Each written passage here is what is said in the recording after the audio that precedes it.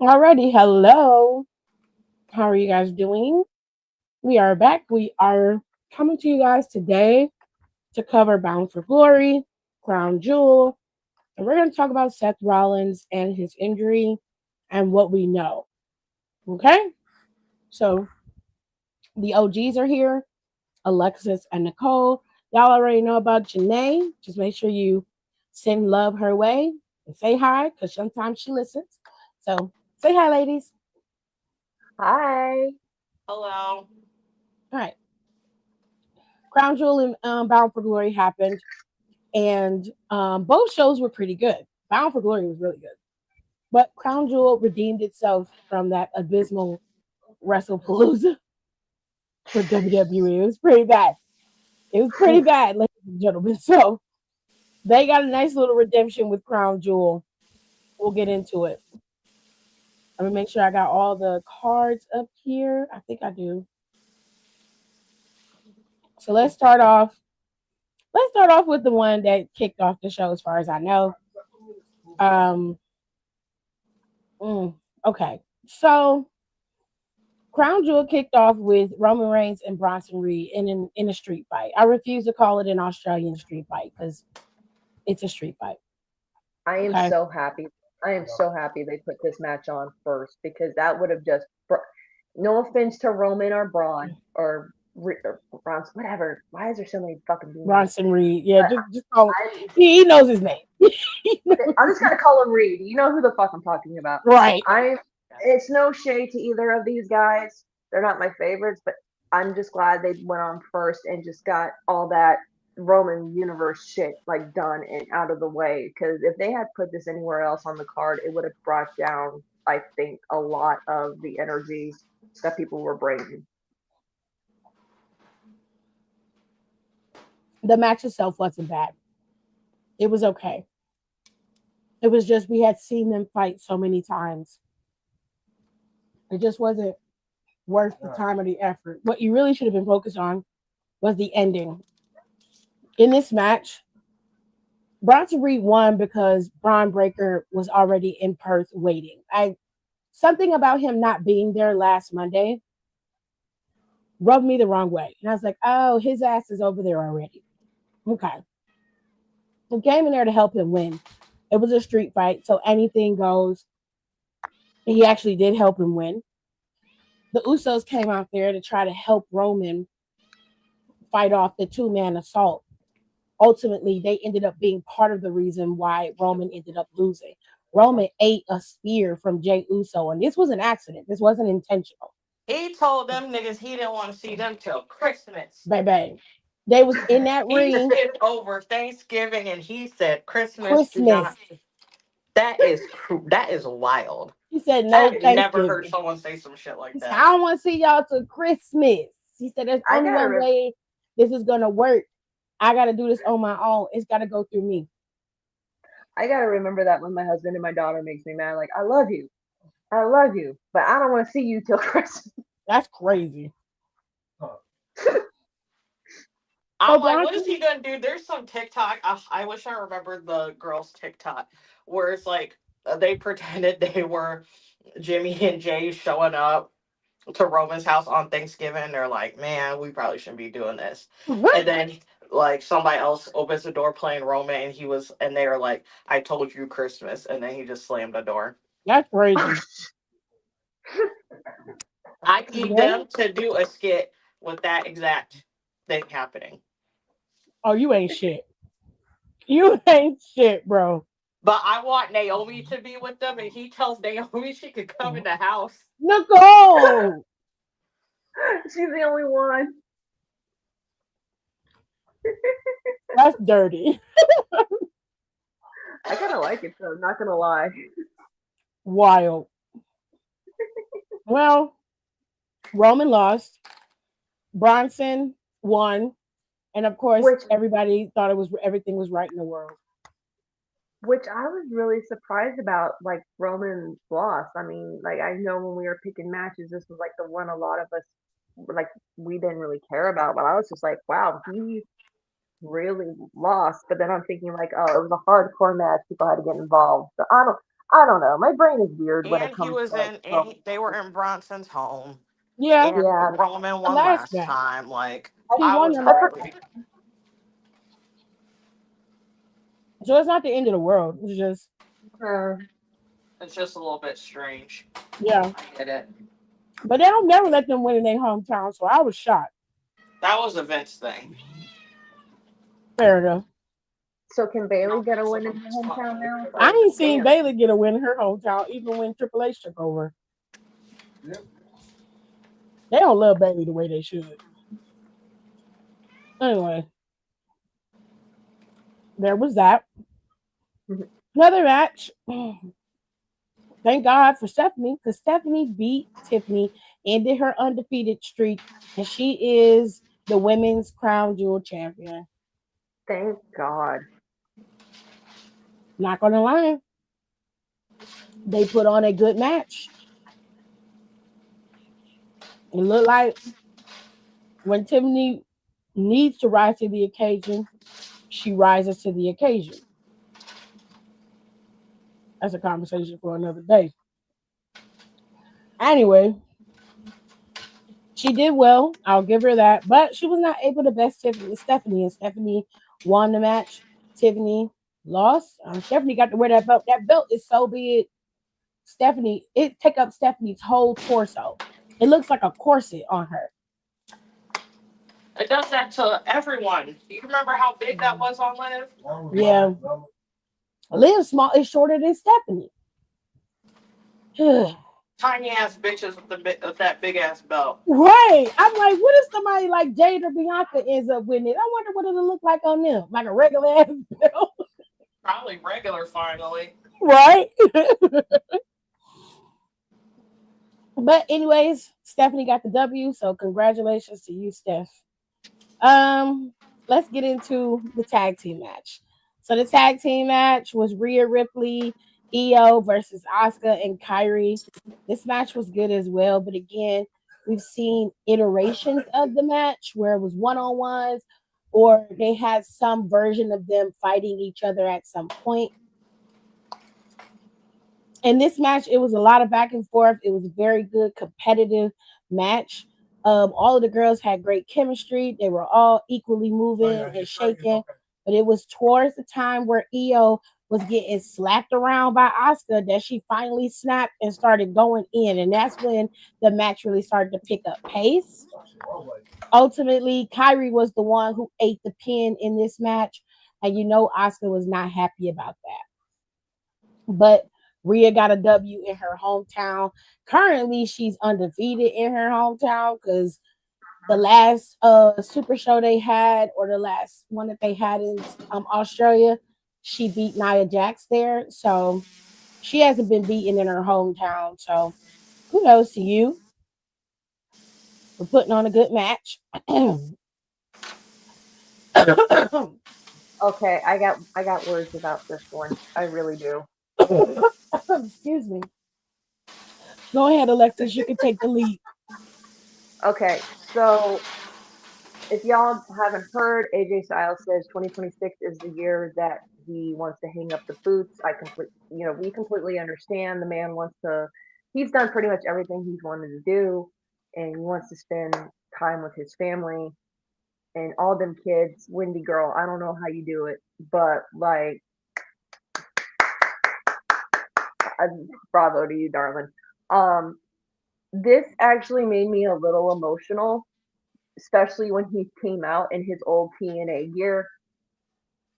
And what Cena wrote for Alicia to say, it was just, that was so sweet. Like, I legit started crying. Like, just the way she was reading it, and you could tell AJ was into it. When she mentioned the Bullet Club, and he actually, you could see him go, oh shit, you know? And I loved it. I mean, this is probably, I'll be honest, this is probably one of the best last matches that Cena's had in this whole retirement run. And people were getting mad because they just kept doing like other people's finishers. Like Cena did Sister Abigail, which always makes me tear up when I see someone do it. And they're like, well, they were just doing this. I said, okay, well, a couple years ago, Edge and who was it? Edge and Randy were having the best wrestling match of all time, and half that match was just other people's finishers and shit. So, and y'all ate that up back then, but you want to shit on this. Can't believe I'm defending a John Cena match in 2025, but here we are. That match wasn't. That It match was was really good.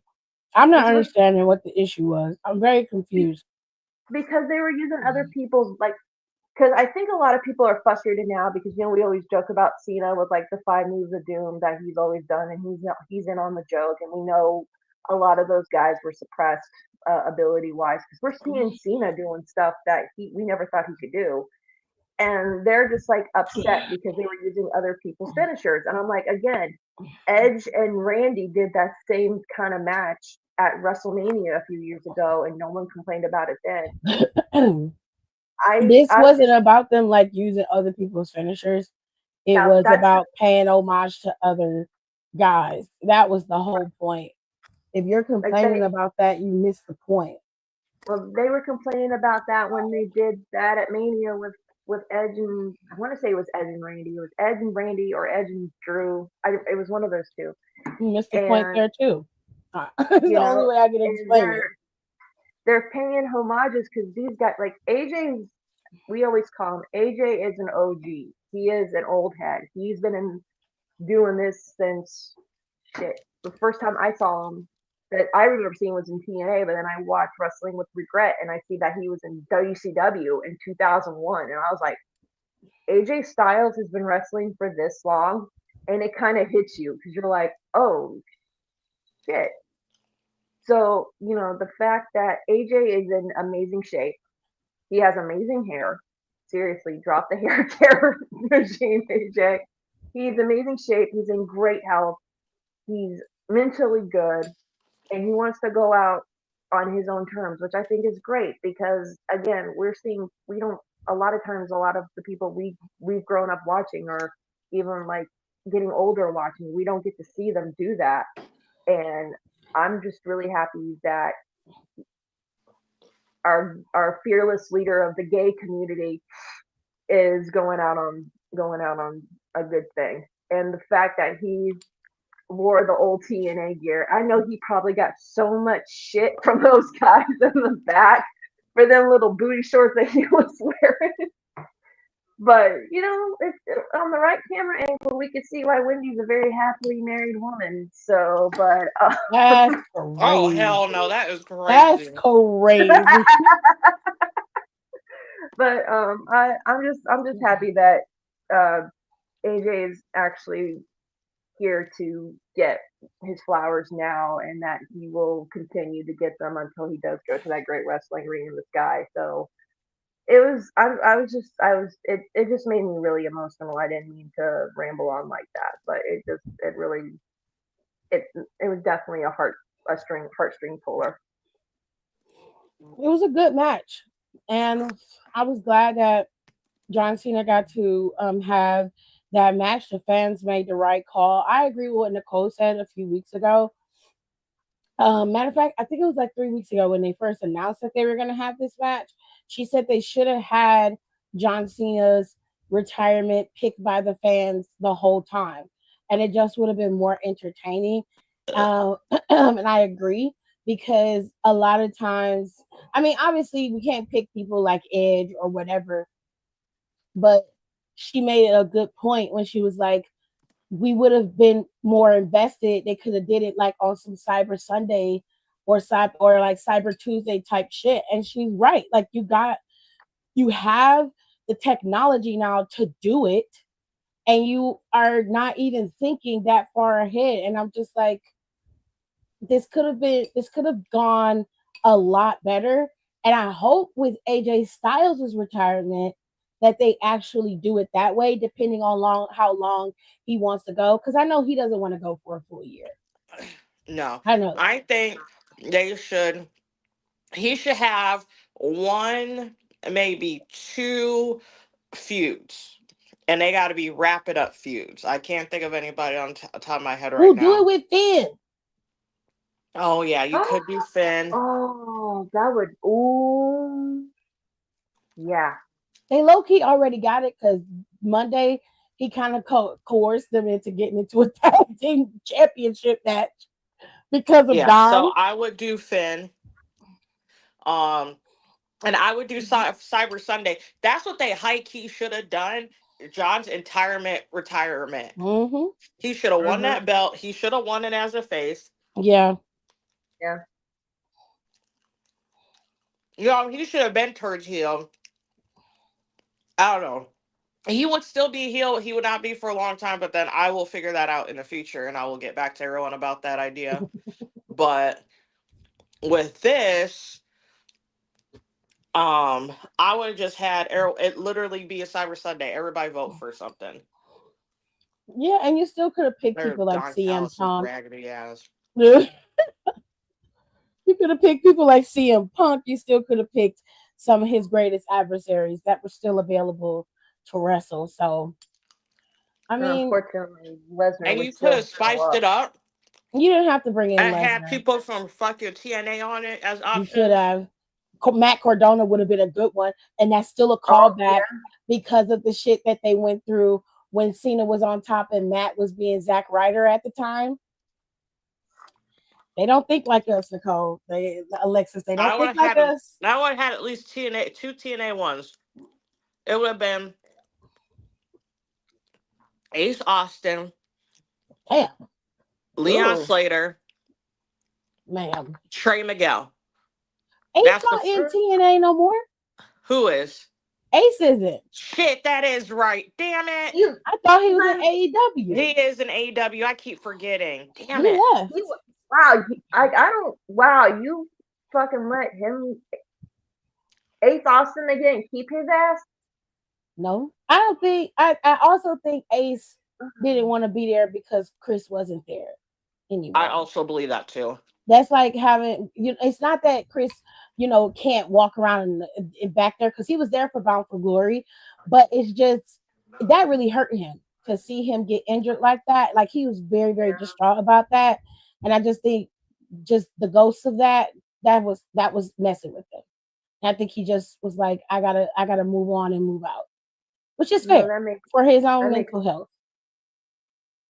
yeah, that makes sense. I don't think they let him go. I think they offered him a pretty decent contract because they love Ace Austin over there.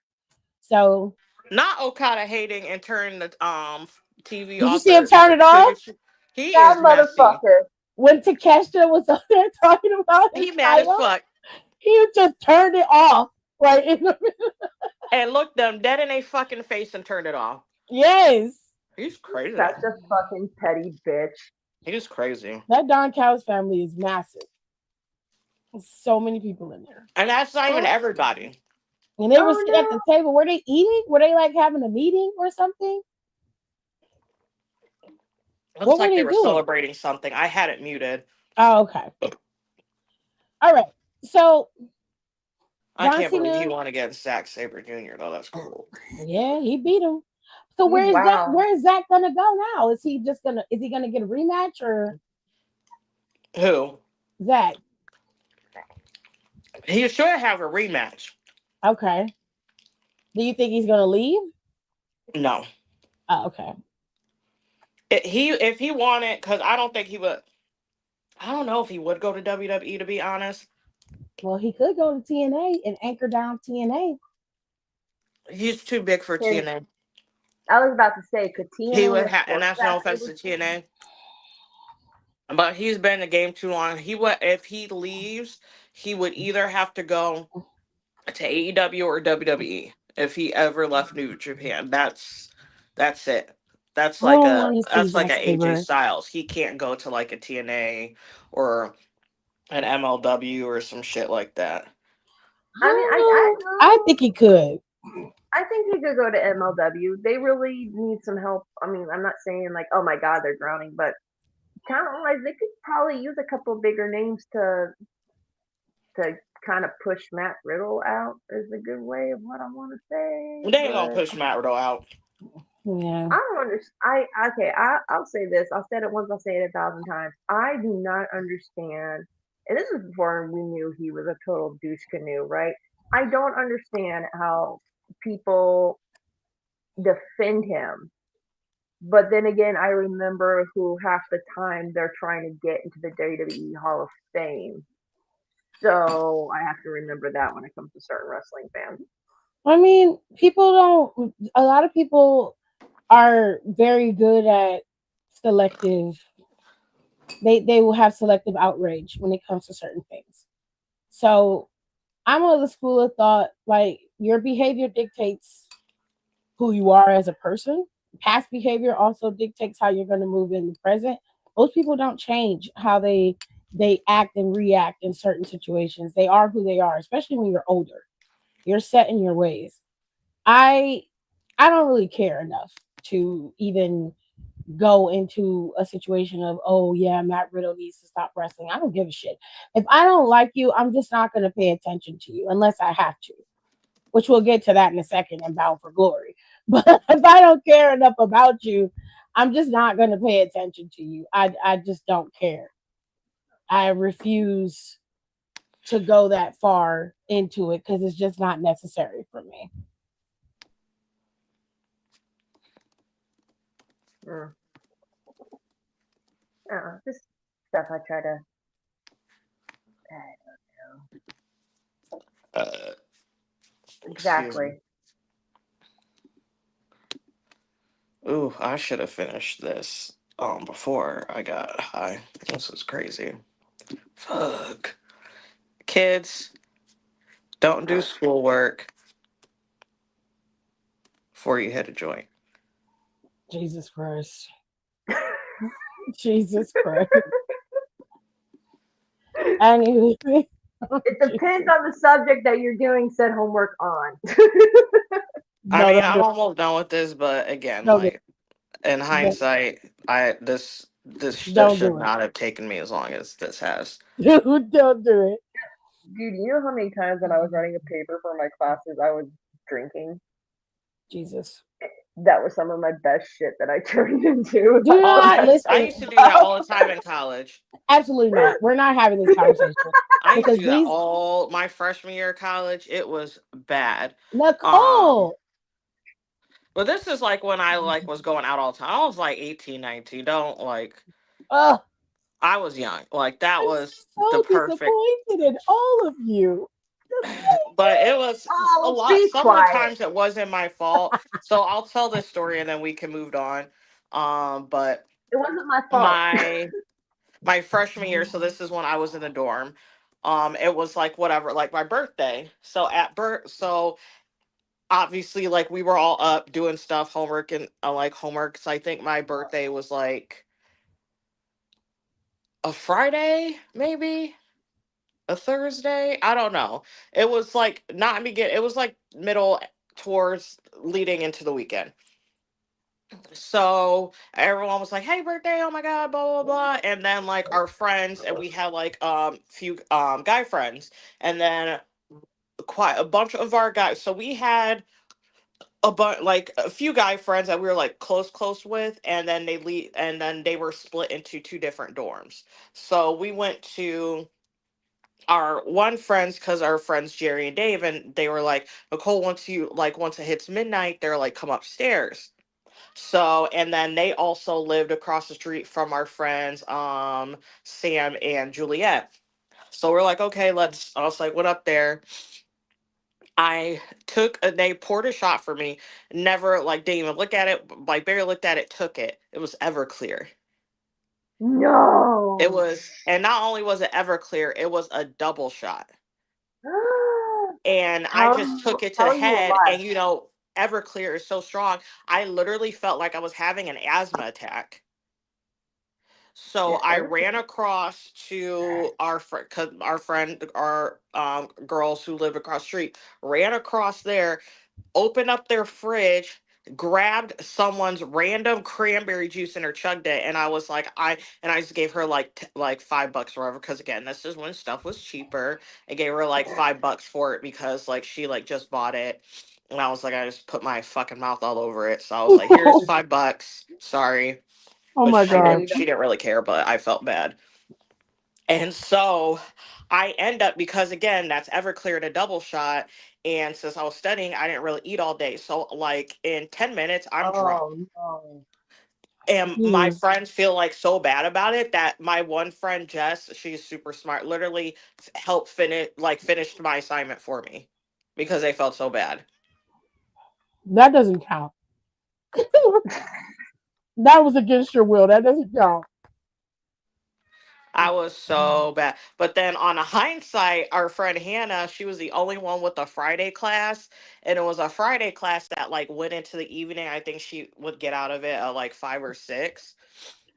And so she would like drink during that class. So by the time she was done and hurry up got to go home, because again, this is like 2000s, like we looked crazy. Um so our makeup was all over the place, and Very would like business go change casual. and like put on makeup or whatever. And then so because obviously we would already be pre-gaming, already at a party, so she can already be caught up by the time she shows up at the party. The Jesus. system y'all created is nuts. And we used to do that, and sometimes Hannah would forget a drink, to make herself a drink.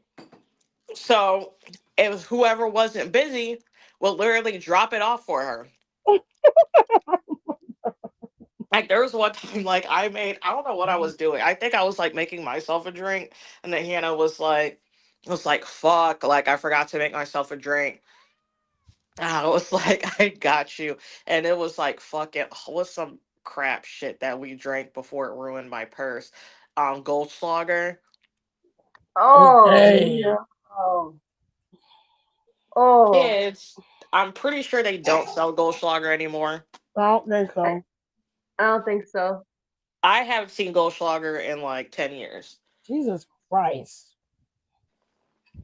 I just want to say something since we all grew up in like 2000. How the fuck did we survive this long with all the bullshit that we were doing? Because we Like, didn't have phones or social media. that like probably explains it. Because like, okay, not my proudest moment. I went to a friend of mine's party, and we'll talk about this. I went to a friend of mine's party, and I didn't realize it because he's like, "Let me make you something." I said, "Okay." And he made me this drink, and he made it so strong. I couldn't drink it, but I don't know what it was like a martini or some shit. But it was so strong. By the time I finished it, I was like, "Huh, I feel good. Can you make me another one?" Dude, I had Mm-mm. 5 of those. I had 5 of those things within 3 hours. I was fucking trashed. And Jesus. then my dumbass decided that I was gonna be smart enough and drive myself home. Again, I don't know how we survived, but here the fuck we are apparently. So Listen. I have a driving story. I probably won't tell it on this because it's not good. Holy mm, shit. It's like not good. Like it's worse than that. oh shit. Yeah, it's not good. Um, but yeah, kids, and all you little Gen Z fuckers, Oh ask my god. your ask your millennial siblings and aunties and unks, because we are aunties and unks now, and I'm okay with that because I always wanted to be an auntie. Um, about Goldschlager. Ask them about Goldschlager, Pinnacle whipped vodka specifically, Oh, Stop. You're not gonna the make me whip throw up. vodka. Oh god, and no. what's another one? I don't see it anymore. What was it? Three Not olives. oh Oh my god. shit. I haven't heard about 3 olives in I forever. haven't seen a bottle of Three Olives in year. I don't think they make it anymore. Hold on, let me Honorable see. honorable mention, 99 bananas. Ew. No. I I can't did tell not have you how taste back much then. I fucking hate 99 whatever. I've had the bananas. This the Goldschlager you talking about? Because they have one that's Ugh, it's a cinnamon liqueur. Yeah, that's it. Mm. And it has with the flakes of little gold in it. like yeah. Yeah, My that's it. mom Uh, used to drink that. they I've still had make it. 99 apples. I've had 99 bananas. What was the red one? Mm. Wasn't it candy apple or something like that? What was it? Cherries. 99 liquor, is that what it's called? Yes. I don't know. I just know I probably threw up half of it, and it all stuck Yeah, it's coming back up. disgusting, but we would get it because I was on the cheaper It one. was cheap. I So was, I that was. Mhm. It so was just it a was little bit. the fucking horseman of the apocalypse was that. It was Mhm. 99 proof. Yep. Yep. It was, and Oh, that's also why we got it. We oh would my get the god. 99s, the skies, Mhm. because Sky vodka was always cheap, but then it made you think it was fancier than what it fucking was because of the bottle. Oh God, They you just still made my make the stomach. 99 vodkas. They still, hold You on. just What's made the my other one? stomach Freaking turn. Ugh. Svedka. Did any? Oh, Yeah. Oh yes. shit. Haven't seen Spec in I felt forever. like, in case the audience didn't know, I used to be in the fucking streets when Jesus, I was younger. Nicole. I used to be in the streets, and Oh you God, couldn't pay me now. I'm gonna be sick looking at all those little Ugh, bottles. I Like, won't. oh I was God. like, there was like this thing on TikTok, and it said post the one alcohol that you have, and that you said that you have not drank again, and and you till this day have not. And I was like 3 olives. I Mhm. got alcohol poisoning off of Oh shit. 3 olives mango, and I've gotten, and the other time I got alcohol poisoning, it was one of the contributing factors was another 3 olives, and it was a cherry one. Okay, you know what? You are the second person that I've heard say that they got alcohol poisoning from it. This one of my friends. He was a big guy. He used that shit, and we were all telling him, dude, don't drink it, don't drink it. Man, he had alcohol poisoning for like 3 days. His ass had to go to the hospital and everything. Cause you know how liquor doesn't freeze, or vodka doesn't freeze, Yeah. Yeah. rather. But so, obviously you're in college, because you don't have any room. You're like, ooh, I'll get vodka so I can put it in the freezer. It wouldn't freeze, but because of all the fucking additives that were probably in this liquor, it got like a weird, like it was like it got like slightly thicker, and like, I want to say comparable to like a light cough syrup. Like, the texture was kind of weird, and I think what I think that's about what about it would fuck me up, because I think there was 5 million additives in that vodka. Actually, once we're done with this, I'm gonna look it up, because I am convinced there was like 5 million different types of additives in it. Because I was like, oh, oh my god, I'm getting sick looking at these 99 Don't, don't, bananas. don't you dare! Because if you start gagging, Oh I'm my gonna start god. gagging, and then we're all gonna be in trouble. This is what they talking about, the 99 liquors. I didn't drink this because I heard this shit I'm was gonna get sick. gross. I Mm-mm. never drank it, but they have it in a lot of flavors, and they still sell it. They still sell it. They got fruit punch, There's, cinnamon, coconuts. oh God, please stop, Oh, that's please stop. new. I'm begging you. Yeah, a I'm lot begging of you. these look new. They don't look like they were part of the original flavor lineup, but they have a Please stop. bunch. They even got an espresso one. Nope. They have party packs. Yep. I miss That's the crazy. original Four Loco. Oh no. No, man. Cause like, what? So one of my ex roommates, he drank Four Loco. Like that was his poison of choice. He drank so much Four Loco, his piss turned green. That's gross. That's crazy. I'm like, That's a how is topic your change. kidney shutting down? Like, It was just so convenient. It was the most convenient alcohol in my life, because my friend and I, again, don't do this. We would each split a Four Loco, driving down to wherever fucking club or whatever bullshit we were going to, So and and then once we parked, before we would go in line, we would split one. mm-hmm. because So it by was the time strong. we're in a club, we're lit. Yeah. We're lit, That was definitely and Tuesday. you're maybe buying one more drink, one or two more drinks.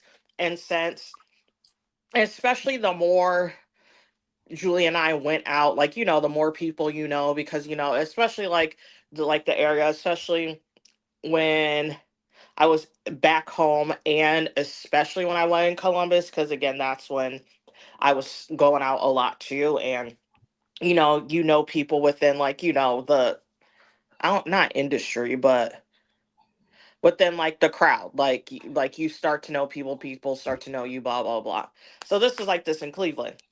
Yeah. So once we're a little bit more, build more reported people, those 1-2 drinks that we would drink, we're not paying for them. So there would be so many times where Julie and I would go out, and literally the only money we would spend that night was the Four Locos we bought, and depending on like what happens later, our food. And Okay. 9 times out of 10, when we would go to somewhere like Diana's, if you're from the Cleveland area, especially if you go out, and you used to go out to like all those gay, well, even still, there's like Twist that's there again, but especially when you used to go out to like all the gay bars and gay clubs and stuff that was in Cleveland, a lot of times you would go to Diane's afterwards. And depending on like who your group is when you go out to there, or like that what Denny's that was over, I don't remember what street it was on. Was it close to downtown Yes. or like by the airport? I don't remember it being by the airport. A Denny's that was down close to downtown back I then. think it was close to downtown. I don't remember it being by the airport. I remember from when we would leave from like Bounce, it would take us like maybe like 15-20 minutes. What side of town was Bounce on? No idea. Because I was in You the can club oh building. it's almost downtown. Like where that tiny bridge is? Like that Uh, tiny metal bridge. yeah. Okay, Bounce was over like before you would get on the bridge to hit downtown. Okay. I think I know what you're talking about. Because once you get off that like tiny bridge, you're like downtown. Okay. But it was like in the area before you would get to the bridge. Like That it was was one of the about, gay bars that was downtown. I want to say it's maybe 5-8 minutes away from that bridge. Let me Probably see if I closer to can look eight it up. minutes away from that bridge. Detroit. It's on Detroit Avenue. Detroit is close to downtown. Let me I haven't thought about see. that area in forever. Yeah, it's permanently closed. Yeah, it's been closed.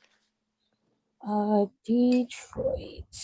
The funny thing is, There is a Denny's over it was there. a There was nightclub, but one. they also had a really good restaurant.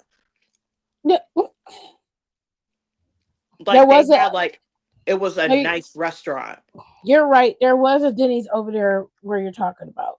I haven't been to Detroit in a while. They don't even. I don't think that's over there anymore. Yeah, like Bounce used to have a real nice restaurant, because I almost, once I got done with culinary school and moved back home, I almost worked there.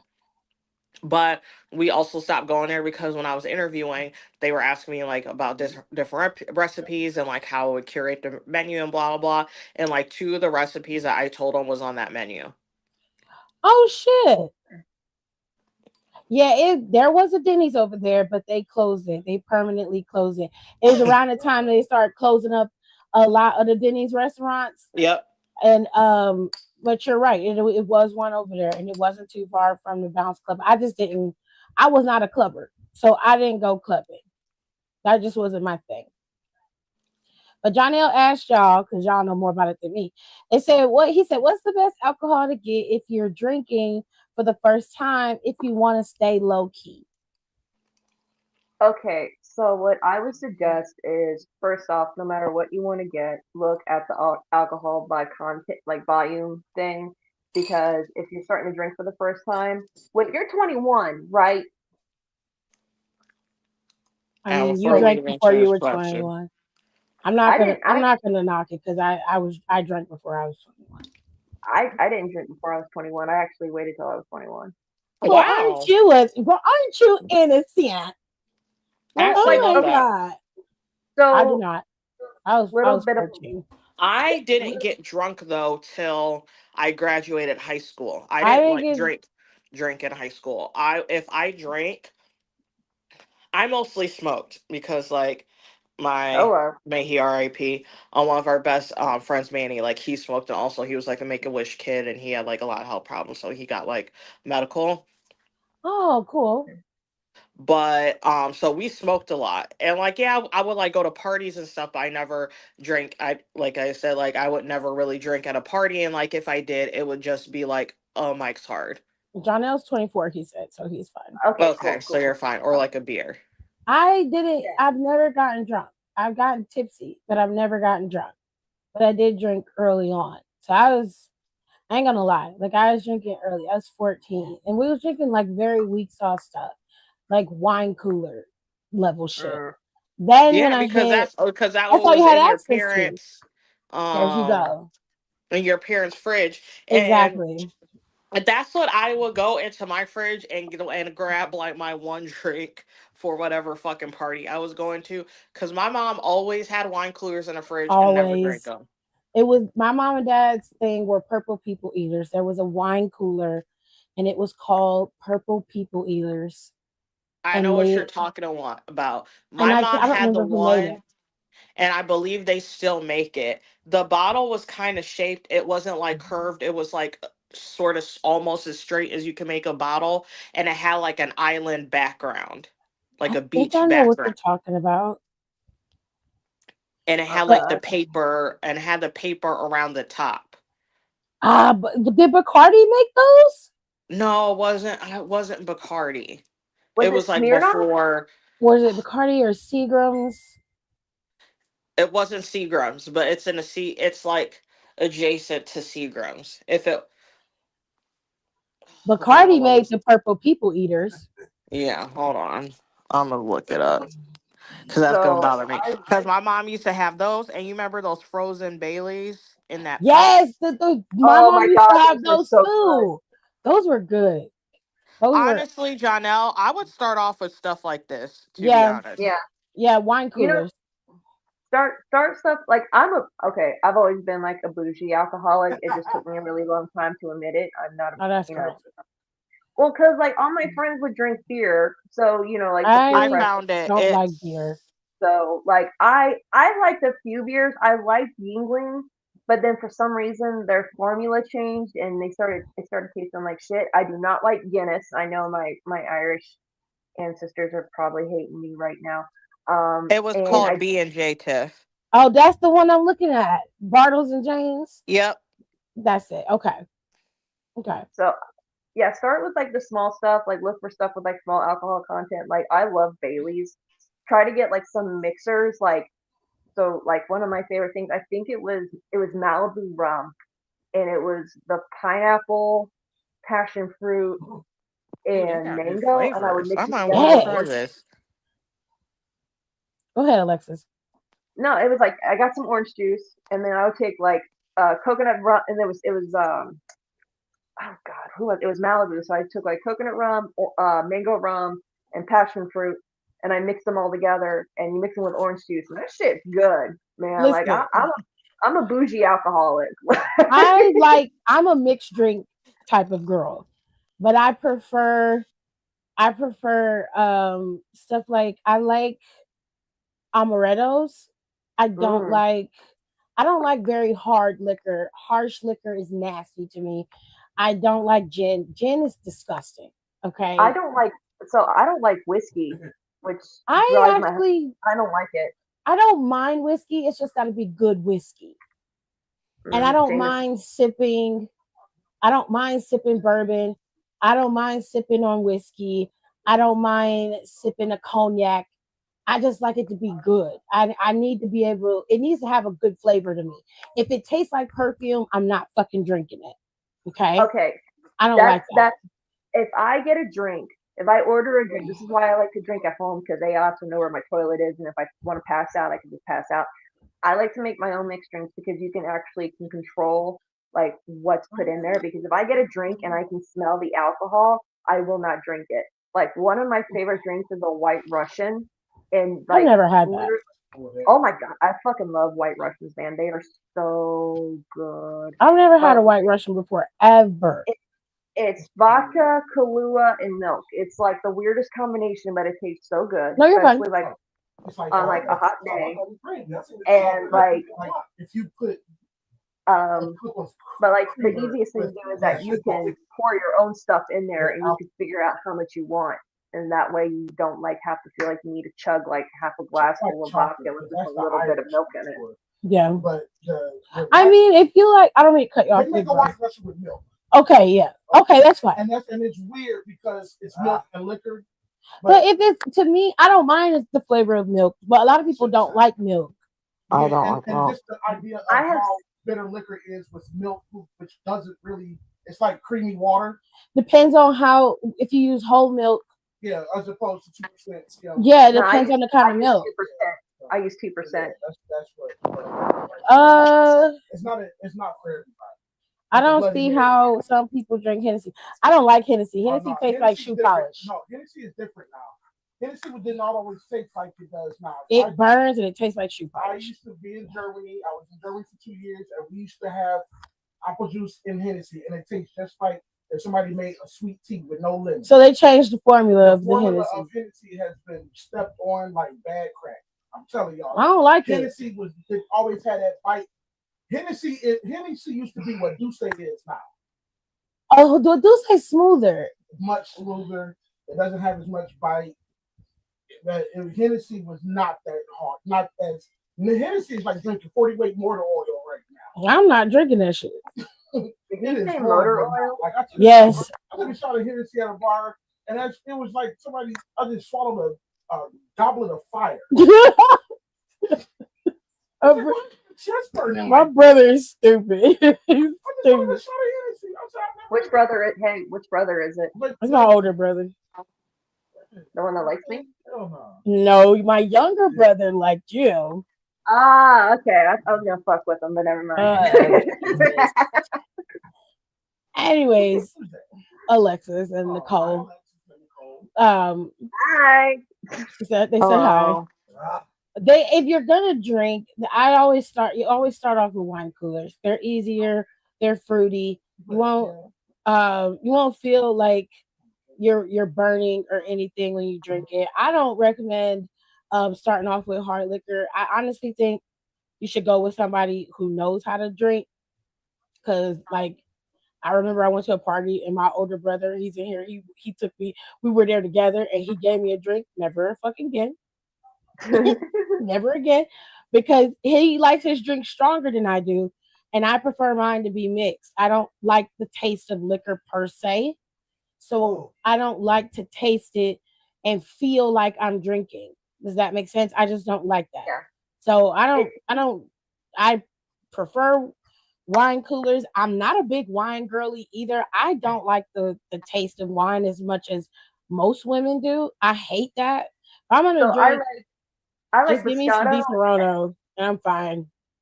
I like, when it comes to wine, I like Moscato and I like Rosé. I like cider. I like Bailey's. If you want something good, okay, this is what you do. You get some Rocky Road ice cream. You get some Bailey's Irish cream. You take the Bailey's, you pour it over the Rocky Road, you let it freeze. There you go, Rocky Road to Dublin. You're welcome. That's crazy. Start here, Jonelle. Like what's on the screen? This is called B&J's. It's Bartles and James. This one is the Fuzzy Navel wine cooler. It's very good.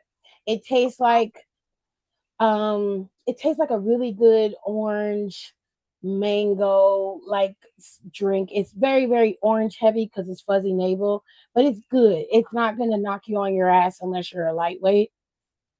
But you can throw back a few of these if you really like juice. It'll taste like juice when you're drinking it. They still sell these in the store. These were out when I was a teenager. This is what my parents had in their refrigerator. Was this? I'm pretty sure that's what my mama and daddy drank a few times too, but they're too classy now to admit it. But I know they did. That's crazy. I know they did. My parents didn't drink beer. They weren't beer drinkers. They didn't like beer. My mother especially hates beer. But we had those. My mom liked chocolate alcohol drinks like mudslides. So she had a mudslide pre-mixed drink in the fridge. My mother was more of a drinker than my father was. she preferred daiquiris. My mother likes the daiquiris, frozen drinks, margaritas. She's a big margarita girly. I think when I first turned 21, the first drink I ever drank was a rum and coke, which was fine. It wasn't like too bad. It was pretty balanced on the rum part. I think that's a good place to start if you go to a bar, drink a rum and coke, Long Island iced tea. It's a typical early drink that you would drink. You know what I'm saying? You ain't gonna go in there and order no sex on the beach or a cosmopolitan. You don't know nothing about that. Don't start there. Just start at the low end of the spectrum. That's all. And no, no Long Island iced teas Well, unless you want to be. I started off drinking Long Island iced tea. Well, aren't you fucking tough as shit over here, man? Fuck. I've had two of those in my life, and each time they've ended up horrible. I So mean, it I, depends you on know, the bartender. What I've noticed it nowadays, wasn't the bartender's fault. That was the problem. girl, bartenders are pretty good at mixing the drinks up for you. From what I've seen, especially if you go to a decent bar and it's not overpriced shrill, then you'll get like a decent mixed drink and it won't be too crazy. Even if you order something on the lower tier like a Long Island iced tea, you'll be fine. But you just gotta, I don't know, you just gotta get around some people who know something about alcohol and just start there. We got one more question about the alcohol. Y'all love talking about the alcohol. Do you like the frozen mixed drink? To me, they taste like ices, and I don't like that. Like, do you mean like the pre-made stuff that you just get, you throw in your freezer and it's like a slushy kind of Yeah, thing? 'Cause, yeah. um, it's hit or miss with those because again, I like just because I'm a whiny little bitch and I like being able to control the amount of alcohol that's in my first drink, and then as you go up. Uh, but then again, like when I was 22, me and my friends would buy those icy things, open them up, and just pour vodka in them and like swirl it around after it melted a little bit. And Oh, y'all was on yeah, some bullshit. Yo, it was good. Thank you very much. nuts, nuts. This is still better than fucking Cody and Seth's match. I will tell this. That's crazy. That's crazy. She's like, she's Thank it you. wasn't that bad to finish out Crown Jewel because we did get off track a little bit, but to finish out that match, it wasn't that bad. It was okay. It was a decent match. The finish for it, I'll say it was on brand. It was on brand for sure. Just to make sure you understand, when you watch this match in the final throes of it, it actually wasn't a bad match. It was pretty decent for the two of them. Since we've seen them fight before, it wasn't like it was something, that was just so amazing. It just was. This is the typical barrier between these two men, and they're gonna go balls to the wall every time. And because we've seen it before, it just didn't resonate with me as much as it probably resonated with someone else. However, the finish of the match, Seth thought about cheating, but then he decided not to, but then he decided to. He hits Cody in the face with the watch that he was gifted by Cody. Then he hits him with two curb stomps, one regular and then a super curb stomp. It was off the second rope in the ring. And that took Cody out, and he was able to count 1, 2, 3, and Seth won. And he's your new crown jewel champion. And like I told you, he was going to bounce back immediately because he finally accomplished something that he had been trying to do. Quite frankly, Cody could still hang this over his head because he didn't beat him clean. He still had to cheat to beat him. Okay. Um, this will play into what we're going to talk about later when it comes to Seth Rollins. But for now, let's move into Bound for Glory results.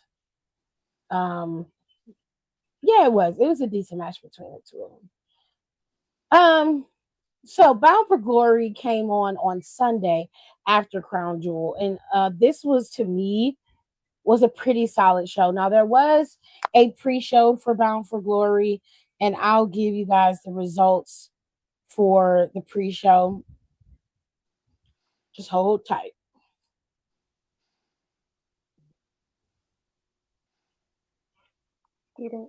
Uh, Oh, All right. So before we got to the actual matchup, we had two Hall of Fame entrants. Nicole, you still there? Yeah, Okay. I'm just watching, trying to watch this match on Dynamite. I'm here. Okay, no problem. So we had the beautiful people get inducted into the Hall of Fame. It was Velvet Sky and Angelina Love who got inducted. And then we had Mickey James inducted, and Lisa Von Marie, aka Victoria, was the one who inducted her into the Hall of Fame. And y'all know she's a legend, okay? She was the moment. Mm-hmm. And they came out there, coming out there dressed and ready to roll. The Angelina Love still walking around with the tired ass blonde bundles she been wearing. It's the She same just one ain't gonna never she's get been it wearing up. for years. She ain't gonna never give it up, child. But after all that went down, we had a pre-show. It was about an hour, I want to say, for a pre-show that came on at 6. So I'm going to give you guys the results for that, and then we'll move into the show that I got to watch. Okay, so the TNA Knockouts World Tag Team Championships were being contested by the Elegance brand. Okay, the Elegance brand is still in existence, even though Ash by Elegance has taken her leave. The Inspiration did beat the Elegance brand for these titles, so they were entitled to a rematch, to which they lost. The Knockouts Championship or the World Tag Team Championships are still in the Inspiration's hands, and the Elegance brand is, they're done for. The girls are still the champions. Okay. Now, Frankie Kazarian had to defend his international championship against former champion Steve Macklin. Okay. And he ended up losing that match. Frankie Kazarian lost, and Steve Macklin is now a 2-time TNA international champion, which he never should have lost the title to begin with. Okay. Mm-hmm. Now, Did Steve Macklin's, what Did he happened? lose it to? Did he lose it to Kazarian? Yeah. He dropped Oh, the title to Kazarian prior to this match. I think it was a month or so ago. Yeah, it And wasn't that then, long ago. yeah, and then he had to defend it. Of course, Macklin demanded a rematch, and he got it, and he won. Now, Macklin's family was ringside, to which Kazarian was, taunting the family. He ended up getting slapped for his troubles. But Steve y'all need Macklin to got his stop title playing. back. Y'all need to stop playing with that man's family because that little boy of his, he is waiting for an opportunity to smack the shit out of someone. Like that kid's feral in the best way possible. I So love his son. It's so fucking cute. I'm like, oh, he's gonna be just like his daddy. So the very first match for Bound for Glory that I saw once I got my TV to pick it up finally was this match with Gia Miller and the Racists. Okay. Um, this was the match that came up. I didn't get to see Gia Miller's entrance, but I loved her gear. I thought her gear Dude, was really, really well done. I missed this whole match. I got her. Not to on So see, not on purpose, but I missed it. yeah, I Tia posted her entrance on their Instagram. it's Dude, good. it was like, oh god, how did I explain it? It was like real old school Marvel here. It was like Goblin Queen, Black Sorceress. Oh my god, it was fucking. Her gear was fucking beautiful. How she came out, I was just like, oh my god, that. Oof. It was a very I good love entrance women. for somebody who was coming in like a with as a backstage correspondent, but they're wrestling now. It was good. It was well done. Her gear was well done. She looked great. And in that match, I came in on the end of their match. She didn't do too bad. She had a little bit of rustiness, but other than that, for her to be coming in there, I'll tell you this, her match was better than Indy's match. I'm just saying. Who Although Gia won? Miller ended up losing to the Racists, she cheated to beat the girl. She hit her with something, some type of washer she took and hit the girl in the head with it for her to win. It is very, very ignorant because it's just like, girl, you have the wrestling prowess to beat her. So why would you cheat to win? Just did it. Man, Whatever. I I was watching clips of her and whatever her fucking little friend with the podcast and the bad wig name going by anymore. And it's just like, and the sad thing is knowing that she bucks for the racist in real life too. And it's just like, wow, like, you ever just look at somebody when they're with somebody who you know is a bad person and you just like give them massive side eye because you're like, you gotta know this, right? Like, are you stupid? But that's just, I don't know. It's fine. It was a good match for Gia.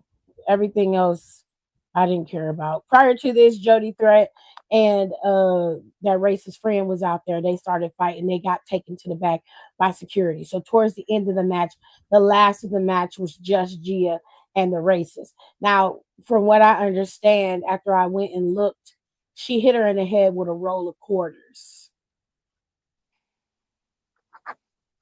I'm gonna let that marinate on your brain for a little bit. She hit her in the head with a roll of What? quarters. Do I want to ask if she's?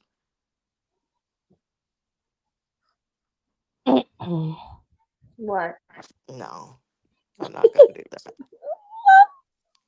What? Is she of MJF's same religion? Who, the The racist? racist? No, Gia. She got hit with the Oh, quarters. you know what? Uh, Hang on. I got my. Yeah, no. Hang on. I don't know. I'm looking Jamie looking it Hater, up you right doing too much in the camera in case these now. bitches jump you. No, it doesn't look like she. From what I'm seeing, she is not Jewish. Okay, good. She from Tuscaloosa, Alabama. I don't know about that, baby. She sound like she from the Bible Belt. That's a Southern That's woman the right there. Christian, baby.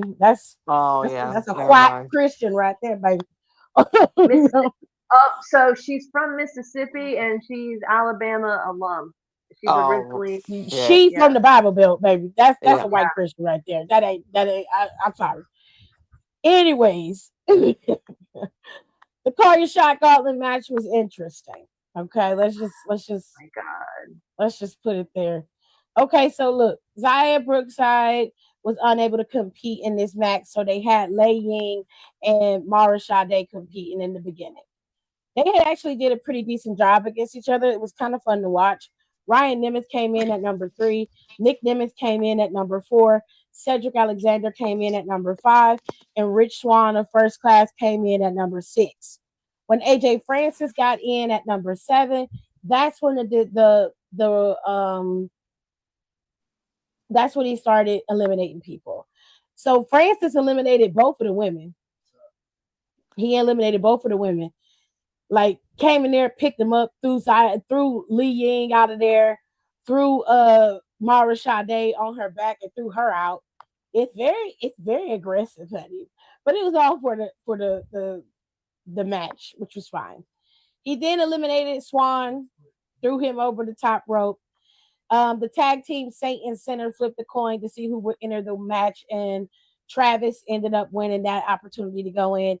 And he came in at number 8. And then YouTube content creator and wrestler BDE came in at number 9. All 3 members of the Rascals came in at number 10. They counted as one entrant. Danny Luna came in at number 11. Prior to that, BDE and the Rascals eliminated AJ Francis. Eric Young came in at 12. He low blowed Williams and then eliminated him.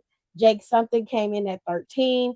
Eric Young eliminated BDE. Rosemary came in at 14. Miguel and Alexander were both eliminated. The hometown man came in at 15.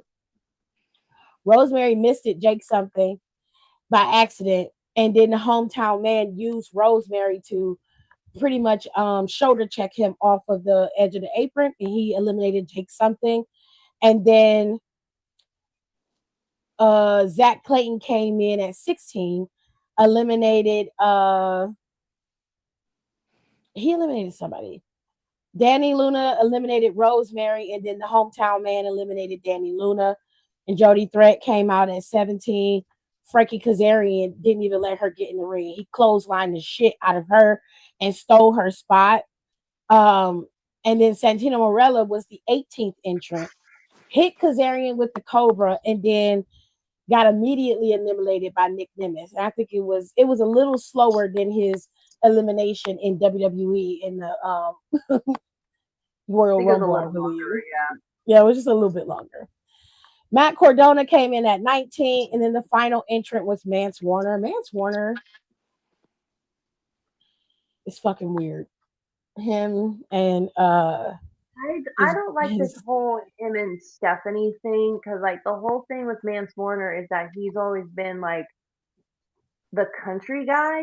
Yeah, but he's not that anymore. He's not that anymore. But they put him with Stephanie, and it makes no sense. It don't make no sense if you haven't been watching it. But it wasn't like it was just immediate. Mance Warner came into TNA with Stephanie, and then all of a sudden he started to slowly transition into what he is now. It wasn't like overnight. So they did do it correctly. Like her influence was slowly but surely turning him into the man she wanted him to be. That's the point of the character change. However, it just creeped me out the way they came out. There was a bunch of undead people with them. Then they were making out, and then their mouths, it was just red shit all over their mouths, all over their faces. I was like, that's gross. So there was a bunch of eliminations that happened after that. Reed and Wentz got eliminated. Hometown Man got eliminated. Young and Warner got eliminated.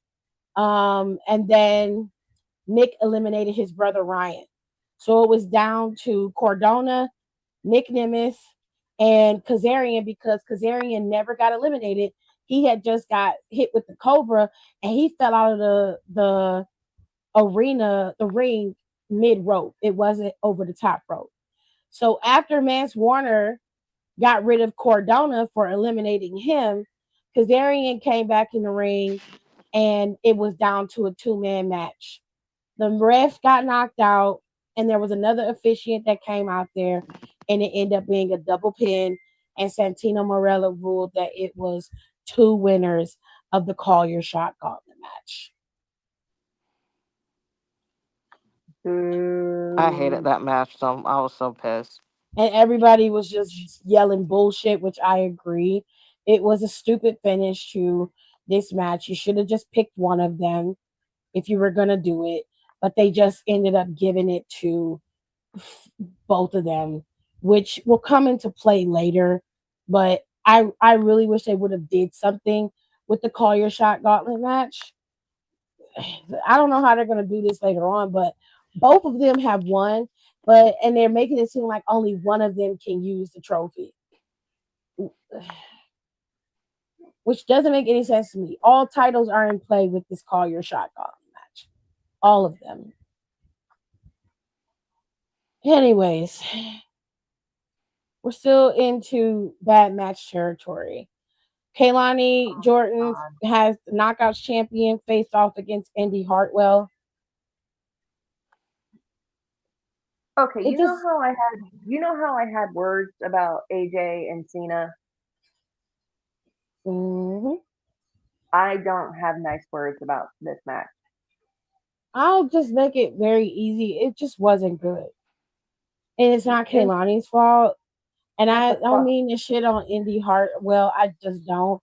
But I don't know what it is. If anybody's scared to do it. And I'm not even shitting on that lady. Just tighten up. I'm not scared. She got to tighten up. Indy wrestles, and I don't remember if I actually had this original thought or I read it and it encompassed what I thought. Indy wrestles like she just got out of school. Like she knows how to do everything, and she does. In theory, she does know what she's doing. But quite often it looks like she pauses and she's doubting herself and or the next move. Like she's thinking, like I don't think, like it's not as reactionary as she's overthinking it. Yes, I had to see who comes out. When did first of all, when did he turn heel? And when did he get is he a heel? I'm very Sammy confused. Guevara. Mm-hmm. Yeah. As far as I know, he's been heel, but I don't know. But no, because like she mentioned it, and she's right, and it's like, Okay, they are heel. I was very confused. Sorry. But to go on to my indie train of thought is that she's just it's like she over I don't know, she's overthinking. It's like she she's like always it seems like she's always second guessing what her next move should be, and I feel like it should be a lot smoother than that Yeah. mhm, at this stage. Mm-hmm. Giving her time in the game and who she was like under and working with on a consistent basis, it should just be second nature for her. She ain't gotta be out there wrestling like she's Seth Rollins and shit, but it should be cleaner transitions, easier positioning into stunts. It shouldn't look so 1 2 3 1 2 3 1 2 3, because that's how it looked. It looked like she was counting, like, okay, in 10 minutes I have to get to this side, three Yeah. minutes I have to go here. That's how it looked. And then when she would get to that point, she was gassed. She couldn't keep Kaylani up long enough so Kaylani could hit her counters. She couldn't she couldn't properly counter Kaylani the way she was supposed to, so the move would get botched. That happened at least 2 or 3 times in the match. The crowd was completely removed from the match. And at first, I just thought it was That shit, because it did it literally took you out of the match it because took it completely yep, out. because I felt like after I realized that, I blinked and the match was over. Yeah. mm, Because at first, I thought it was because they didn't really do a lot of building in this match, because there wasn't. They had to abruptly end, the feud that was gonna happen between Ash and Indy and start moving towards this with the battle royal, which I was like, okay, that's not really her fault. But it was as the match continued to progress, I was like, nah, that's not it. This match isn't good. And I'm like, what is going on with her? And she just was not on point, not in any aspect of the match. And the crowd just was like, ooh, it was like watching a balloon fizzle. They mhm. completely left the match. Yeah, And I was just like, no. I'm like, this is not it. it took me out, My and I was very sad about it. my And I'm whole low key thing, glad they didn't pull the trigger and give it to Indy, because Yeah. God, could you imagine that would be the match that they get back the His real DNA name was women's automatic. title back? I'd be That would be pissed. absolutely dog shit. no, Like no. here's here's my thing. Like Okay. Rico had to explain to me that like Billy Kay or whatever she's going by nowadays, I just know her by Billy Kay. Reading that she was wrestling weird to me was that she had like really bad back injury. She had really bad, or she had to have like really hard back surgery. So whatever, I'll give that a chance. You know, Indy, I don't think she's had a back surgery. And it's like, you've been in the game for this long. And this is like the one thing that makes me the most mad when it comes to wrestlers who have been in the game and they choose to evolve or work on their craft more, is that you are letting these, I don't want to call Kimwani a kid, she's a young lady. You are having these athletes come in who have never wrestled a day in their life before coming to NXT because of the Next in Line program. Hmm. They're coming in. They are putting in the work. Bianca Belair, she never wrestled before here. Before she came to WWE, before she came to You know who's NXT. also NIL, and I completely forgot about it? Well, Fucking Oba, Oba Femi. Obi is, Yep, Oba is. that's right. Oba But So see, I Femi is you a think, have, fucking NIL. but see, this is so the thing, and not to cut you off, Alexis, I apologize, I really do. The only thing that I will say is that just because you're a wrestler, it doesn't mean that you're athletic. thank you. A lot of Becky times is what prime happens, example of that. right, and what happens with these guys coming in from the NIL program is that, one, they're athletically gifted, but two, they also have skill. The skill for them is to be able to pick up that shit very, very quickly. If you're athletically gifted, getting gas ain't going to be an issue for you. Why? Because you have stamina. Okay. Mm-hmm. You can work. You have, especially if you're a runner. Bianca was a cross country runner. That girl wasn't, she wasn't sitting at home, twiddling her thumbs. And she's a health nut. She works out heavily. She likes to run. She likes being in that element. That requires a lot of stamina, a lot of breathing, learning how to breathe when you're in the midst of doing that. So there's a way that you can apply that skill to Mm-hmm. wrestling and excel with it. And I think the problem is wrestlers starting out through wrestling are not multifaceted like an NIL program person would be. So somebody like Oba, who's coming from sports, there's a discipline there that a wrestler doesn't have. So it's going to be easier for them to pick up a sport like wrestling.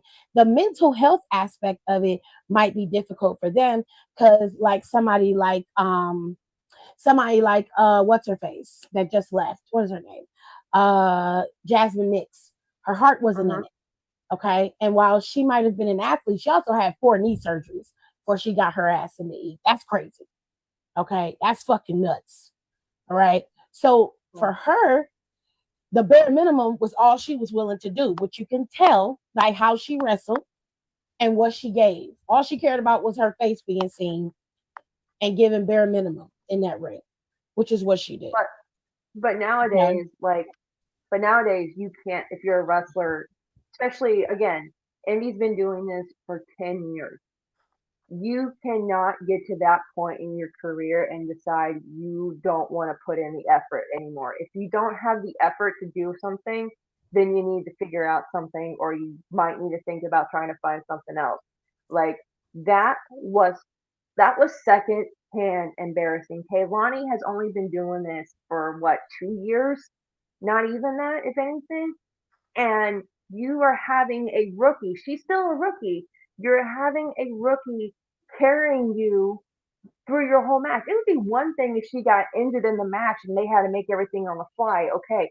But like, and it's not just TNA, because after Nicole said that, I went back and watched some of her stuff in NXT, and she was just as stiff there too. And we all agreed on it. How have you been in WWE for that long, in development for that long, around Candice LeRae, who's probably one of the best women indie wrestlers that ever came out, and you didn't learn anything? Like you didn't pick up anything. And it just it irritates me. You know it irritates me because it's like there's so many people who want to be a wrestler and you see someone like that and it just looks like they're not caring about shit, and that like legit pisses me off. It's like you have people who want to be where you're at and they work their asses off to get there and they're still getting crumbs, but meanwhile you're getting title shots and being seen and all this crap, but this is the kind of match that you deliver to us on I'm not one of gonna say the I biggest don't shows of think the that year. she is. I don't think that she's just phoning it in. I really don't, because you just said that back in NXT she wrestled very similar. I think that's how she wrestles. I just think that this tonight is that night. It was very, very. It was exposed because of how good Kaylani really is. Does that make sense? Because you're Mm-hmm. in a ring with somebody like her, who, again, like I said, she picked up the sport very quickly. So it didn't take long for Kaylani to get time on television, be, picked to be a champion. It didn't take long for that because after she got her feet wet with Dana at the time, she was paired with Dana Brooke. And I think because of Ash having to leave, I think Ash handpicked her to be champ. I really, really do. But I don't think Indy phoned it in. I generally think that's how she wrestles.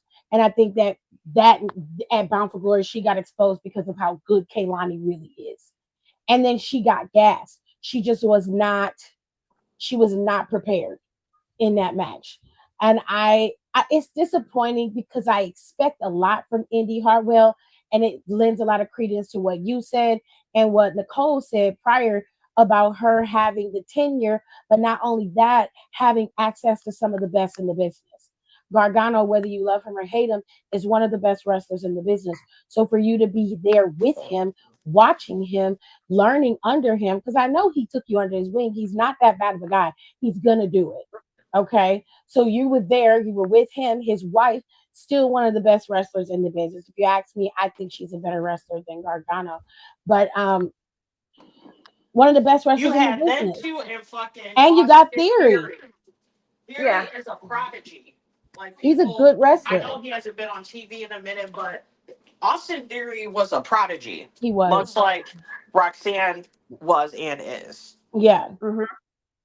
I just think he hasn't Like been really people tend to given the forget right. that. Yeah, I think Yeah. if they give him a good face run, he'll take up that mantle properly. Because Yes. Nicole schooled my ass real quick when I was talking some shit, and she's like, no, no, no, no, no, that's not how I he was was. like, I give him a lot of shit, but Wrestling wise, he's I solid. tell you, Yeah. once that bell rings, He's all there business. are very few and far in between him. That's true. And I will fucking stick by that. That's not a lie. Mhm. That's absolute facts. I will 1,000% stick by that. I will argue about that low key. But and that was my reasoning with all them people and you didn't pick up shit. Mhm. It just was disappointing. So that's why and Nicole said it too. She was low key glad they didn't pull the trigger on Indy because it just would not have felt right. Um, but we're gonna move on because there were better matches, even shittier finishes, but there were Oh better God. matches. Let's get to the match itself. This was the star of the night, despite how it ended. It Match was the of the best. It was the best match. match of the year contender. Match of the year fucking contender. It was so good. I didn't even get the chance to record it. That's how good it was. I was hyper focused on this match because I knew it was going to be great. I spent how much was the pay per view? It cost me $43 for everything, and I was like, I don't care. I'm spending this money. Put it on my credit card. I did. I did. wasn't. I wasn't. I was like, if I get to watch two of my favorites for right now, hell yeah, I'm paying the money for it. I bought that pay Mhm. per view specifically for this match, and it was worth every penny. I Um don't care what anyone says. I was a little broke. So unfortunately I had to use Link. Oh, Um Paid for it last time for everybody start. The last pay per view I did buy.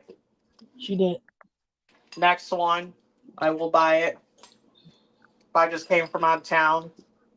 I had Fair some enough. bills. Could have So worn it. it was good though. It was good. I will say this that the back and forth between the two of these two was incredible. I was so on the edge of my seat when it finally got to the end. They had a 20-minute warning on all the PLEs for all the matches, and Javon and Leon maxed out the time limit. Santino came out and said, "We'll give you 5 more minutes." They started over. They got to fighting. It got really, really messy, and then Javon almost had it, and then the lights went out. Dark State So showed up and attacked Leon Slater and Javon Evans, and it was so fucking weird because I was like, y'all went after these two. And I don't understand it because it had no rhyme or reason to it. They're not involved. Javon has already went up against Dark State, got beaten by them. They had moved on. I did not understand the reasoning behind it. But then after we watched NXT, it became clear, which still to this day, that makes no fucking sense to me. okay. Um, So explain what happened because I haven't been able to watch NXT yet. the Hardys saw Javon and Leon talking in the back, and Javon and Leon basically were like, we had a good match and we're going back and forth. Like, I was getting ready to beat you. And Leon was like, yeah, okay, sure. And then he was like, Dark State came in and ruined it. And he had the same sentiments that we did. It was like, we don't have nothing to do with them. Like, I'm not understanding why they came after us. The Hardys came in, gave them their props, and was like, you know what? Y'all are doing amazing. Y'all do great. They came after y'all because they know Leon Slater is our prodigy. We gave him our blessing, and they know that you are a fellow North Carolinian. And I said, that is a stupid reason to attack Leon Slater and Javon Evans. It's dumb. Because the very next match. Oh Jesus. Ooh, you okay? Wrong Oh pipe. shit. Just Oh, sorry, I was choking on my water. Oh my gosh. damn. What dumb. that white dude in there went to North Carolina. What are they talking about? Baby, I don't know. I mean, not North Carolina. Went to fucking Duke. Am I the only one that thinks that Dark State's just really cringy and really unuseful? Like they're not useful. Like they're The just problem with Dark State is there. one, they're too close to the shield. That's the first problem. You know, Number okay. two, they didn't capitalize when they initially brought up Dark State. They let them rest for like 2 months. Didn't have them on TV. Didn't have them attacking people. Nothing. Then all of a sudden they just come out of nowhere and start up again. It's very, very odd. Shawn Michaels, look, I love you to death because you know how to book the girlies, but I don't know what the fuck you're doing with them. But you need to cut it out now. Dion can still be mad and all that aggressive shit that he's doing without him being in Dark State. You can still have Saquon Sugars as a very good heel that can be built up to be a next NXT champion. He would really add some levels to your mid card or your main event division, especially now that you are really getting ready to move Oba and Trick out of there. You need to be building them up. As far as Cutler and Osiris is concerned, they'll get in where they fit in, is the best way to explain it.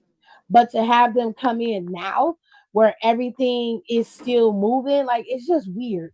It was a weird way to place them, and they just didn't capitalize when they should have capitalized on them. That is the problem with Dark State. And they didn't even explain their mission statement till literally right before they won the belts, like the Right. go home show. Mm-hmm. Like, why are we just finding out their mission statement, talking about, and then when they attacked like the Hardys or whatever later, talk Yeah. about they ain't waiting in line and shit like that. So niggas, y'all been in line. Exactly. You just haven't been here. At this point, I don't really care. I'm gonna be honest with you. It don't really bother me. I'm gonna ignore them because what they did with Darkseid, they could have did with OTM. They could have did all of that with OTM. They didn't Now need they just starting Darkseid to to do do something that. with them niggas again. Oh Jesus. Okay, let's get into the one final table match. Not gonna lie, didn't watch this match. Um, I left after the Evans match, the Slater and Evans match, and then when I came back, they were coming out.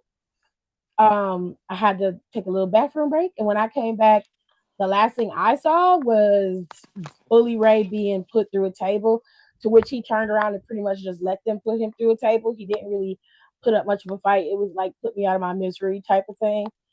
And that was pretty much it for me. We did get to see Spike Dudley come out there, which I thought was cool.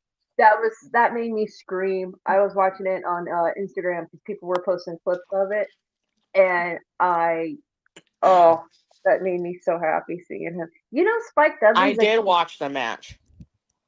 Oh, why well, are so many wrestlers teachers? he's a teacher? Yeah, Spike Dudley. Before like everything in the ECW kicked off, or before ECW got infamous, Spike Dudley was a teacher. That is crazy. You know what's even more crazier? How long it took me to understand what little Spike Dudley's initials actually meant. What do they mean? LSD. Fucking And hell. he used to run down there going, the colors, the colors. I'm like, what the fuck's he talking about? And then it hit me like Oh 10 shit. years later. I'm like, oh shit, Ellen, motherfucker. Like I get so All mad. right. No, Nicole, you saw the match. You tell them if it was good or not, or if it was just like a good retirement match. Let's go there. It was a good retirement match. Okay. It was better than that Saudi match with DX and Brothers of Destruction. Fair. Oh, that match. Most Oh. most matches are better than that, for being honest. Mhm. So The that's ending. usually the The bar. ending. So that's the bar to which she measures all Yeah. retirement matches. Fair. Since that bar was so low, Damn. as long as you don't go below it, you okay. Fair enough. Everyone knew it was not going to be no 5-star match. I don't know anybody who's pissed about it. I don't know why. Yeah.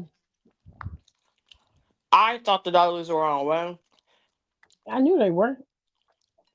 I don't know why. I just thought they were going to win. And they did the complete opposite. They retired. And then, the end was the part that really made me cry because Yeah. they took their boots off. They were crying. They hugged each other. I like seeing those things. A lot of people don't because they feel like it breaks kayfabe, but I don't care. I think that's very sweet.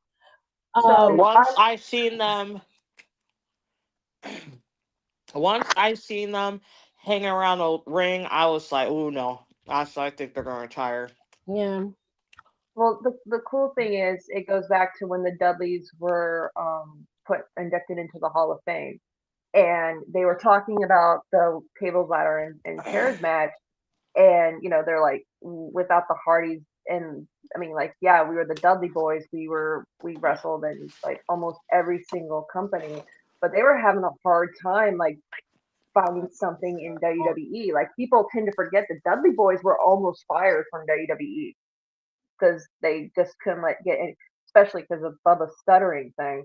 But they're like, Edge and Christian and the Hardys, TLC, we made magic, and they respect those guys so much. And I know like Bully Ray is an asshole, but like getting respect from one of the most decorated tag teams ever.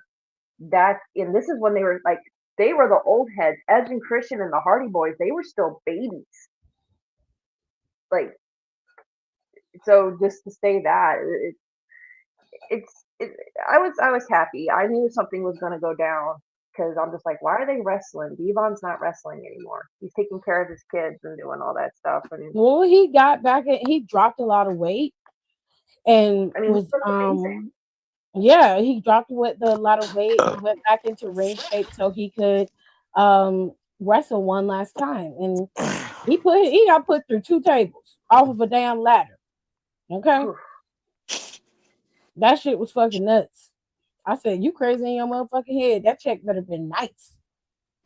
Well, they knew it was their last match. So, and then I was reading a comment online, and I guess Devon a long time ago said that he was probably never going to be alive long enough to see the fruits of him and Bubba's labor. So it's like, damn, that really hits you hard when you think that. Like, Well, you thinking about his counterparts, they're either very, very ill or they're having a hard time, hip issues, backs, legs, arms. Like, he's blessed to be able to walk, blessed to be able to have his wits about him. A lot of the guys that we saw when we were kids, because of how medicine has been advanced and how serious they've started to take the trauma that they suffered as wrestlers, that's what really saved them. And the fact that, some of them, got over or got to be able to get their addictions under control. So I mean, hell, that's something that that's been able to save them. Because I'm gonna be honest with you, I ain't think Jeff was gonna make it. uh-uh. And that's not me trying to be funny or to make light of the situation. Like, I'm absolutely deadly serious. I didn't think that he was gonna make it. But by the grace of And God, he did. I'm right there. How did I you mean, pass it like that? cause there's this, it's not a discourse that people have been saying online because Jeff said it. Or Jeff Hardy said that if he had just stayed clean, he would have been bigger than John Cena, which I No, but he really would have. would have. And it's like, it's sad when you think about it because, like, especially in ECW, half the original ECW originals are gone, man. When Like, you think there's, about Jeff at that time, and then now think about him now. Most people know who John Cena is, but they don't know him from wrestling. They know him from TV. They know him from movies. They know Jeff Hardy from wrestling. That's not even that's not like, oh well, that's okay, that the wrestlers know. No, the average person knows Jeff Hardy from wrestling. Like everybody knows who he is. They recognize him. They recognize him for the stunts. They recognize him for the dance, the music. Like they know who he is. John Cena, yeah, sure, but Jeff came before John Cena did. Mm-hmm. It's a long time. So I'm not surprised that he felt that way. I do think that that's a shoulda, woulda, coulda moment. And unfortunately, in this life, we don't get no do-overs. Mm-mm. So you just gonna have to make your peace with that and proceed forward. But given the fact that you had an opportunity to be world heavyweight champion, you've been champion in multiple companies, you've held titles all over the world. I think your career is bigger than what you think it is. And when you really think about it in hindsight, it worked out better for you the way that it is. I don't think he would have been able to handle the pressures of it. I think it would have got to him. And I think that the demand of it would have made his addiction even worse. I think it would have killed him, honestly. Yeah. Especially the It way would. that Vince was running the company back then, he wouldn't have been able to handle it. Well, think about it. Like Roman was fucking.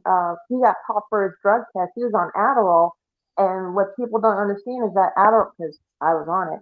Adderall, yeah, you can use it for like an ADD like thing, but it also keeps your ass awake. It keeps you focused, and like they showed it when Ambrose was champ, he was literally going like he would have a match in one city, get in a car, drive 2 hours, then be in a match in another city and do that again. That would have killed Jeff. He would have not known when to stop. I think that also played a lot into what Roman Reigns was going through health wise. Uh, Roman having leukemia, he would be tired. He wouldn't have a lot of energy to do a lot of things. So I think taking the Adderall came from that. Um, but once they got that under control and he's healthy, like he said just not too long ago when he was on the pod, he was like, "Look, I've been jet lagged for 4 weeks from the last time he went to Australia, which was to film Street Fighter. He wasn't feeling his greatest, but he went and did the job of going and fighting Bronson Reed. I don't think Roman's going to be on TV for a little while. If he does come back, they say that the rumor is that he's supposed to come back. The rumor is he's supposed to come back in a few weeks or so, but I think he needs a little bit more time than that. Plus, they're not desperate need for Roman. Yeah. They got a lot going on. They got enough pieces to move to be able to handle what they need to handle. Even with Seth being down, they can do what is necessary. Braun and Bronson and Paul Heyman are in a good space where they can move forward with what they're trying to do. But to go back to Bound for Glory, let's get to the hardcore war. Nicole, you want to talk about this one? Damn, that was an evil laugh, wasn't it? I know what we're about to talk about, and that, oh my god, that was fucking great. That's an evil laugh right there. I love this match, dude. And not for the funny parts, but just because it actually was really good. It was a good I surprisingly match. enjoyed it. Not It gonna was lie, really I was good. very surprised. It was nice. It was like a nice. It was much needed Yeah, throughout the night. it was a nice rebound. It was a nice rebound. It reset you for what you were getting ready to see after that. Okay. It wasn't too heavy. Nope. It Like wasn't. it wasn't like you had to like think really hard. It was just fun. Yeah. Yeah. And I sometimes that's liked all you it. need for a match. That's all you The best part about this match, need. most see it's a hardcore war. So they had chairs, they had I think Alicia came down with the kendo stick wrapped in barbed wire. They had all types of shit out there. Shout And out to them. and Alicia is the MVP of this match. I don't care what anyone says. But they had good match. It was a nice mix between Tasha and Alicia. They did really, really well in the match together. I liked it. I liked the mix of it. And the men, they did great. I don't have nothing bad to say about it, but the best part was Moose ass slipping on that chair. That was fucking funny. Now you saw the chair. I know your big ass saw it. You saw that chair. And then you slipped on the chair. Agent Zero had to stand there and wait for your dumb ass to get up. And you got up and got thrown out of the ring, and they beat the dog shit out your ass when you got out. Oh my Oh god. that was the greatest thing I think I've seen all fucking year. I'm not even gonna. I made an edit that I posted to my YouTube, my TikTok, and to Instagram. And I swear to you, the moment that I made it, it instantly made me think about Trey D. And he would have loved that edit. So shout Oh out my to you, god. Trey D. He would have loved that shit. I would have got a message like, "Today you crazy," and it would have been I can hear his laugh in my head while you're saying that. he would have loved that edit. So I was like, I'm posting this everywhere. I'm posting it everywhere. I even posted it to Facebook, which I usually don't post anything to Facebook because they flag fucking everything. Anything WWE they flag. So, Hmm. but anyways, I like this match. The ending of it was where shit got crazy. Alicia dropped down the thumbtacks. She took out Tasha Steeles, but then she got taken out by Agent Zero, and this is where shit started to hit the fan. Agent Zero picked her up and basically choke slammed her back first on those thumbtacks. If this was after Tasha had went through the thumbtacks, but she had thumbtacks in her back. That was not fake. That wasn't those, the dull stuff that they used to kind of make it look bad. They were in her back. Hmm. They were in her back. And when she turned over, they were in her back. You can see them like lining her back where they were sitting.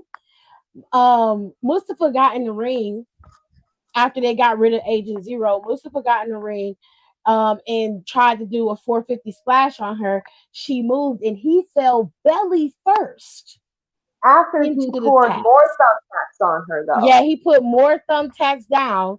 It was another bag he put down, and then he went belly first onto Alicia, but she rolled out the way. And I was like, thank God.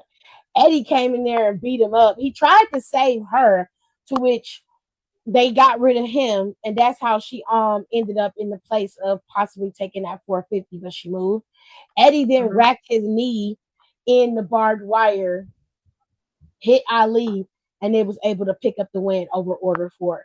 I knew the moment Order 4 got the advantage that they were going to lose. I knew it. I'm sorry to tell y'all, but that is always the trope. It's always how it is. That's how they've been doing it with War Games, and I knew it was going to happen with this too. I just knew it. But it was a fun match, and it is rewatchable. I think it's rewatchable. It's fun.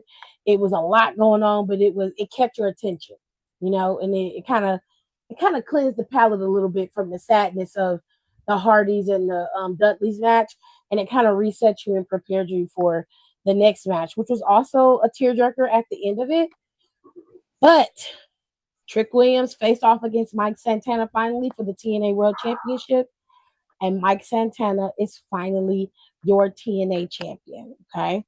It took a lot That man, in this match. There's that a lot man of worked. cheating. A He lot of worked cheating. so hard to get here, man. I'm so proud of him. There's a lot of cheating on Trick Williams' part. But Mike Santana got busted open very early in this match. Ended up removing all of the war paint that he had on his face because he was just pouring blood from his forehead. His daughter was in the crowd. I'm not sure who the other lady was, if it was his girlfriend or the mother of his daughter. I don't know who she was, but she seemed like she was there with his daughter. The daughter got involved because Trick Williams was taunting her. I think she slapped him. And the match started to take a turn there. Mike Santana really got on it, got the blood out of his face, and was able to continue to go on finally picked up the win. Trick Williams lost. He is no longer your TNA champion. Mike Santana got the title, and he got to present that title to his daughter, which they hugged, and he was in the ring, and it was just a very beautiful moment, especially for Mike Santana and everything that he's been through. Conan actually walked him out to the ring for his entrance. Mm-hmm.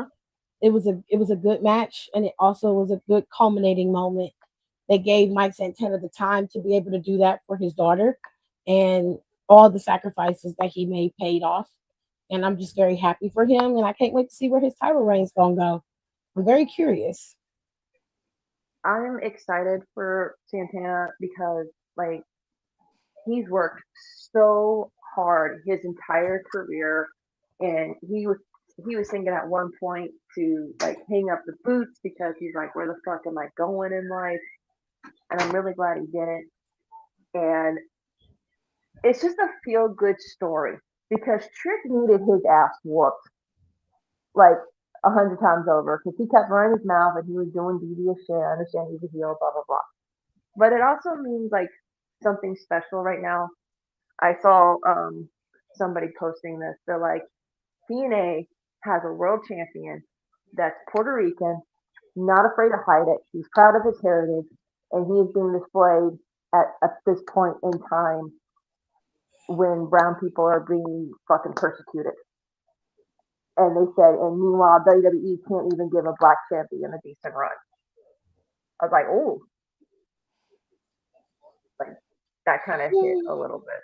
But I'm really proud of Santana though. I'm really glad he got that title, and I hope him a very long, good title reign.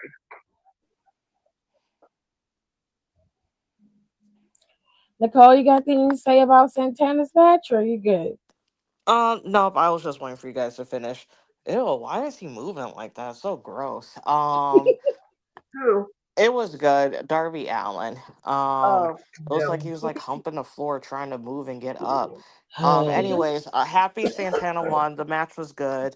It's time for that to get off a trick. It was Yeah. time. Agreed. All right, ladies and gentlemen, that was Bound for Glory. It wasn't a super long drawn out show, but it was a good one. Even if they had a lot of matches, it was worth the time frame that you watched, and a lot of the matches were decent. There were only a few that didn't hit the way that they should, but for the most part, the match finishes were what a lot of people were upset about. The only match that really was bad was Indy and Kaylani's match. Other than that, I think they did exceptionally well. They also set a record for that pay-per-view for Bound for Glory in that arena. It was 7,700 plus people in that arena. It looked like it was completely sold out, and everybody really enjoyed it. I like what TNA has been able to accomplish with this partnership with WWE. I just want them to rely a little bit more on their TNA superstars and give them a little bit more traction, so WWE isn't the one pulling the weight. I really want TNA to be able to shine where they should shine, where they can mm-hmm. shine. Does that make And we sense? know because we know those guys and girls back there in TNA can definitely shine. Absolutely. Now, There's Chris no. Bay was there. I don't mean to cut you off, Alexis, but Chris No, it's Bay was okay. there, and he presented the count for how many people were there. He walked out on his own volition. He had some sick ass waves. He had cut off his locks and his hair is waving out. I was like, this nigga waves is crazy. But he looked nice. He looked good. He was out there talking, sounded like his regular self, very much arrogant. Okay. But he always has been that way. But I love that for him. He just looked good. He looked like he was having a good time being backstage. And it was just good to see him up walking and happy, smiling. Mm-hmm. You know what I'm saying? They just looked nice. So shout out to you, Chris Bay. Ah, Well, Oh, Chris Bay. yeah. I love that man so much. Well, ladies and gentlemen, let's get into Monday Night Raw, because Monday Night Raw ties into our final conversation before we head on out of here. Okay. On Monday Night Raw, we got two things. things. One, Seth Rollins did exactly what we told you he was going to do, which was come out there with all the bravado in the world about how he beat Seth Rollins. He beat Cody Rhodes all on his own. He needed no help. He's never needed help. It's always just been him. And he has these guys with him because he's taking them with him to the top. He doesn't need them to get to the top. These are his words, not mine. This happened at the top of the show. At the end was what everybody is probably going to be talking about and what we're going to get into on the realistic side of this. Seth Rollins came out at the end of the show, obviously, to assert dominance over CM Punk because CM Punk won the triple threat, which we also told you was going to happen. The triple threat match between Jey Uso, LA Knight, and CM Punk. He pinned Jey Uso. That's very important because LA Knight wasn't in the ring at all. And more than likely, LA Knight's going to make a mental note of that, and that's going to come into play later. Okay? Seth Rollins got his goons, the Bronze, to go in there and attack CM Punk, to which they did. They took out everybody. Jay took the first hit, a full-on running spear from Braun Breaker. I might give Braun Breaker a lot of shit, but that shit always looks fucking gnarly. The amount of speed that man picks up is insane. Okay? I think the reason why he has, 23, 25 on his gear is that they clocked him. That's how fast he can run. He's fucking, he is an anomaly. It's crazy how fast he really, really is. That is scary. Okay? Because he came from behind. He wasn't on the side of Paul Heyman and Seth Rollins. He was behind them. He ran around them, picked up speed, and then speared Jey Uso. Now, if you really hit somebody like that, you can easily break their ribs. Oh yeah, easily. Man, I want to see something. But the amount of control he has and the amount of speed that he has, that's not taught. That is a gift. He's naturally gifted that way. Okay. So now here's some of the so I just typed in animals that can run at 25 miles an hour.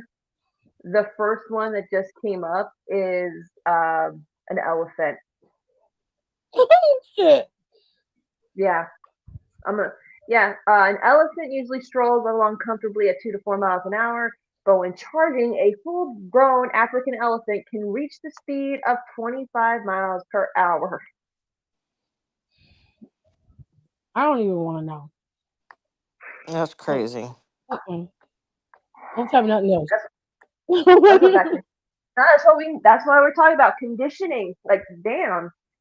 Like, his cardio's got to be crazy to get that kind of speed.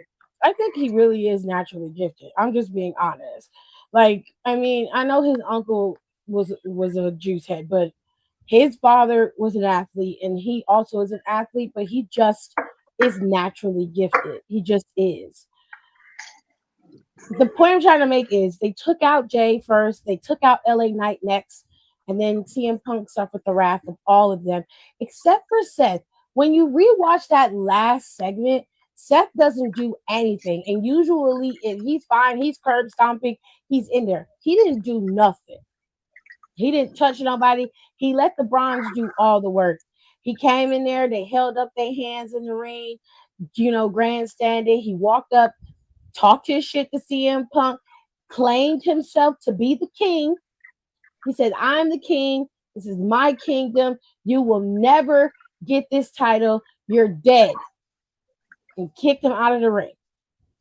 And as he walked up, continuing to taunt CM Punk, Braun Breaker walked into the right-hand corner of that ring with his back to Seth and everybody else. Seth was hard cam, okay? The wide shot of hard cam is how you caught how everything was getting ready to play out, because as soon as Seth turned around, Braun Breaker was turned just in time enough to hit him with that spear, and it was nasty. Everybody was shocked because they were still in Australia. Raw came on at 8 o'clock in the morning, child. Jesus, no. So shout out to all the international fans. Y'all are the real the real ones, because holy fuck, I couldn't get up at 8 a.m. for fucking anything. Yeah. So after that, Brian Breaker told Bronson Reed, "You either with me, or you could be like him." He said, "Make your pick." Bronson Reed grabbed Seth Rollins and tsunami that nigga right then and there. Paul Heyman ain't know what to do. Whooped his ass. Initial response was to tell them, "Hey, that's enough. He's taking enough." They went to him and said, "You either with us or you with him." So you know Pauline, he ain't nothing but an amoeba. He gonna go wherever his bread is buttered. And of course, he don't want to get his ass whipped. So he held up the hands of the two people that's taking over. And that's how that went off. Heyman makes the same face as my kid did when she had a blowout in her diaper. I swear to God, Jesus it's the same Christ. damn expression. I mean, to be fair to Paul Heyman, I'm not gonna get speared like these other niggas did either. Okay, because this motherfucker picks up speed on the ropes and then spears you while Bronson Reed holds you. Okay, I'm not doing that. I'll be your oracle too. Tiff is like, not today. No, I'm good. I'm good. I'm good. I don't like have a my- pain kink. I don't have a pain kink like they do. Don't touch my body. Don't touch my body. I'm okay. So Seth got walked out. There's a video of him. Obviously, it's fan video. It could be Planet fan video. You know WWE loves that. Anyways, there's video of him being walked out by doctors and by WWE personnel. And now there's rumors. Okay, so let's get to the reality. At Crown Jewel, Seth Rollins was walking around Crown Jewel with a sling, his arm in a sling. And because Seth has done this before, where he has really played into the gotcha, y'all thought y'all had me, y'all thought you had it, and we played you. A lot of people think this is a work. Mm-hmm. Fair enough. I don't think it's a work. I don't think it is either. I think it's real. Now, according to the dirt sheets, because even the dirt sheets got worked the last time. So we'll take it with a grain of salt for now, but I think that it's real. Okay. I do Till think a it is doctor real. confirms. Right. Mm-hmm. I don't believe shit. But according to the dirt sheets, there's two different stories. Now, if you believe Meltzer, that's your fucking business. Okay. But I'm going to say I don't trust it when it comes to Meltzer. But according to Meltzer, Cody Rhodes, and it was as a result of the injury he suffered in his match at Perth, but it couldn't have been the injury he had in Perth. He didn't suffer an injury at Perth because it seems he was already injured before the match. Walking around in a sling before you have the match can't mean that you weren't injured. Why are you protecting the arm if you were 100% to have this match? Does that make sense? Right. No, it makes sense. It makes sense. So I don't think he got injured in that match. That could have aggravated the injury and made it worse having the match in Perth. But I don't think he got injured in that match. But I could be wrong. So my husband has had a lot of shoulder issues, and he never had a rotator cuff surgery, but there was one point where he had some shoulder, like he did have to have. It's called cold shoulder, and it's like literally when your shoulder starts locking up. And they try to see if they can avoid doing surgery, so they have him they have you in a sling, try not to use your arm, don't overextend it, but try to not overdo it or anything. So if he was already walking around with it backstage, more than likely he is probably injured. I don't believe Meltzer because this is also the same guy who used to say Roman Reigns faked having cancer, and I don't like people who do that kind of shit. So fuck him. I think it's legit because we know Seth. He will literally grind himself down into the ground. We saw that at WrestleMania. We saw that what was it? WrestleMania when Cody won the title. He wrestled 2 nights injured. Yeah. and like wore himself down to the ground to the point during Cody and Roman's match, he was supposed to come out. I mean, he came out with his old Shield gear on, but like the whole thing, he had trouble getting into the ring. This man, no matter how many times we bust his ass for stupidity, he loves this business. He will give his body to this business. That's I part of the don't, problem. and I think, I hopefully, I wish him, if it's, I'm gonna go with it's real. I wish him a speedy recovery. I hope his surgery goes good. Take the time, heal, rest. Come back if you want to, but like, don't push yourself because we're not in our 20s anymore, Seth. We're all pushing 40 or more. So like, let's like, because that's one of the things that with Seth that drives me nuts. He will continuously work injured until he legit gets hurt, or you can just see where he's so run down. And I'm kind of hoping now that his daughter's getting older, maybe while he's sitting out, he's just like, you know what, maybe that's good. Take it easy because he's getting older and I want to be like, not be here, he's not doing anything stupid, but he's like, I want to be able to like do cool things with my kid and not be broken kind of thing, you know? Well, according to the dirt sheets, KHIC has a story, so does Sports Illustrated and various other outlets. There are two different stories floating out there.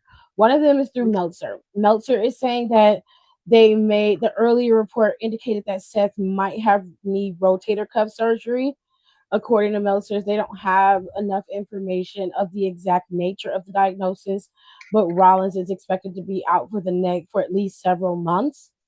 Now, a more reliable source, even though I'm not the biggest fan of Sean Ross Sapp, he is more reliable. Sean Ross Sapp says that WWE is keeping the diagnosis of Rollins' injury wrapped up very tight. There is no information being leaked or coming out about it because they don't want it to.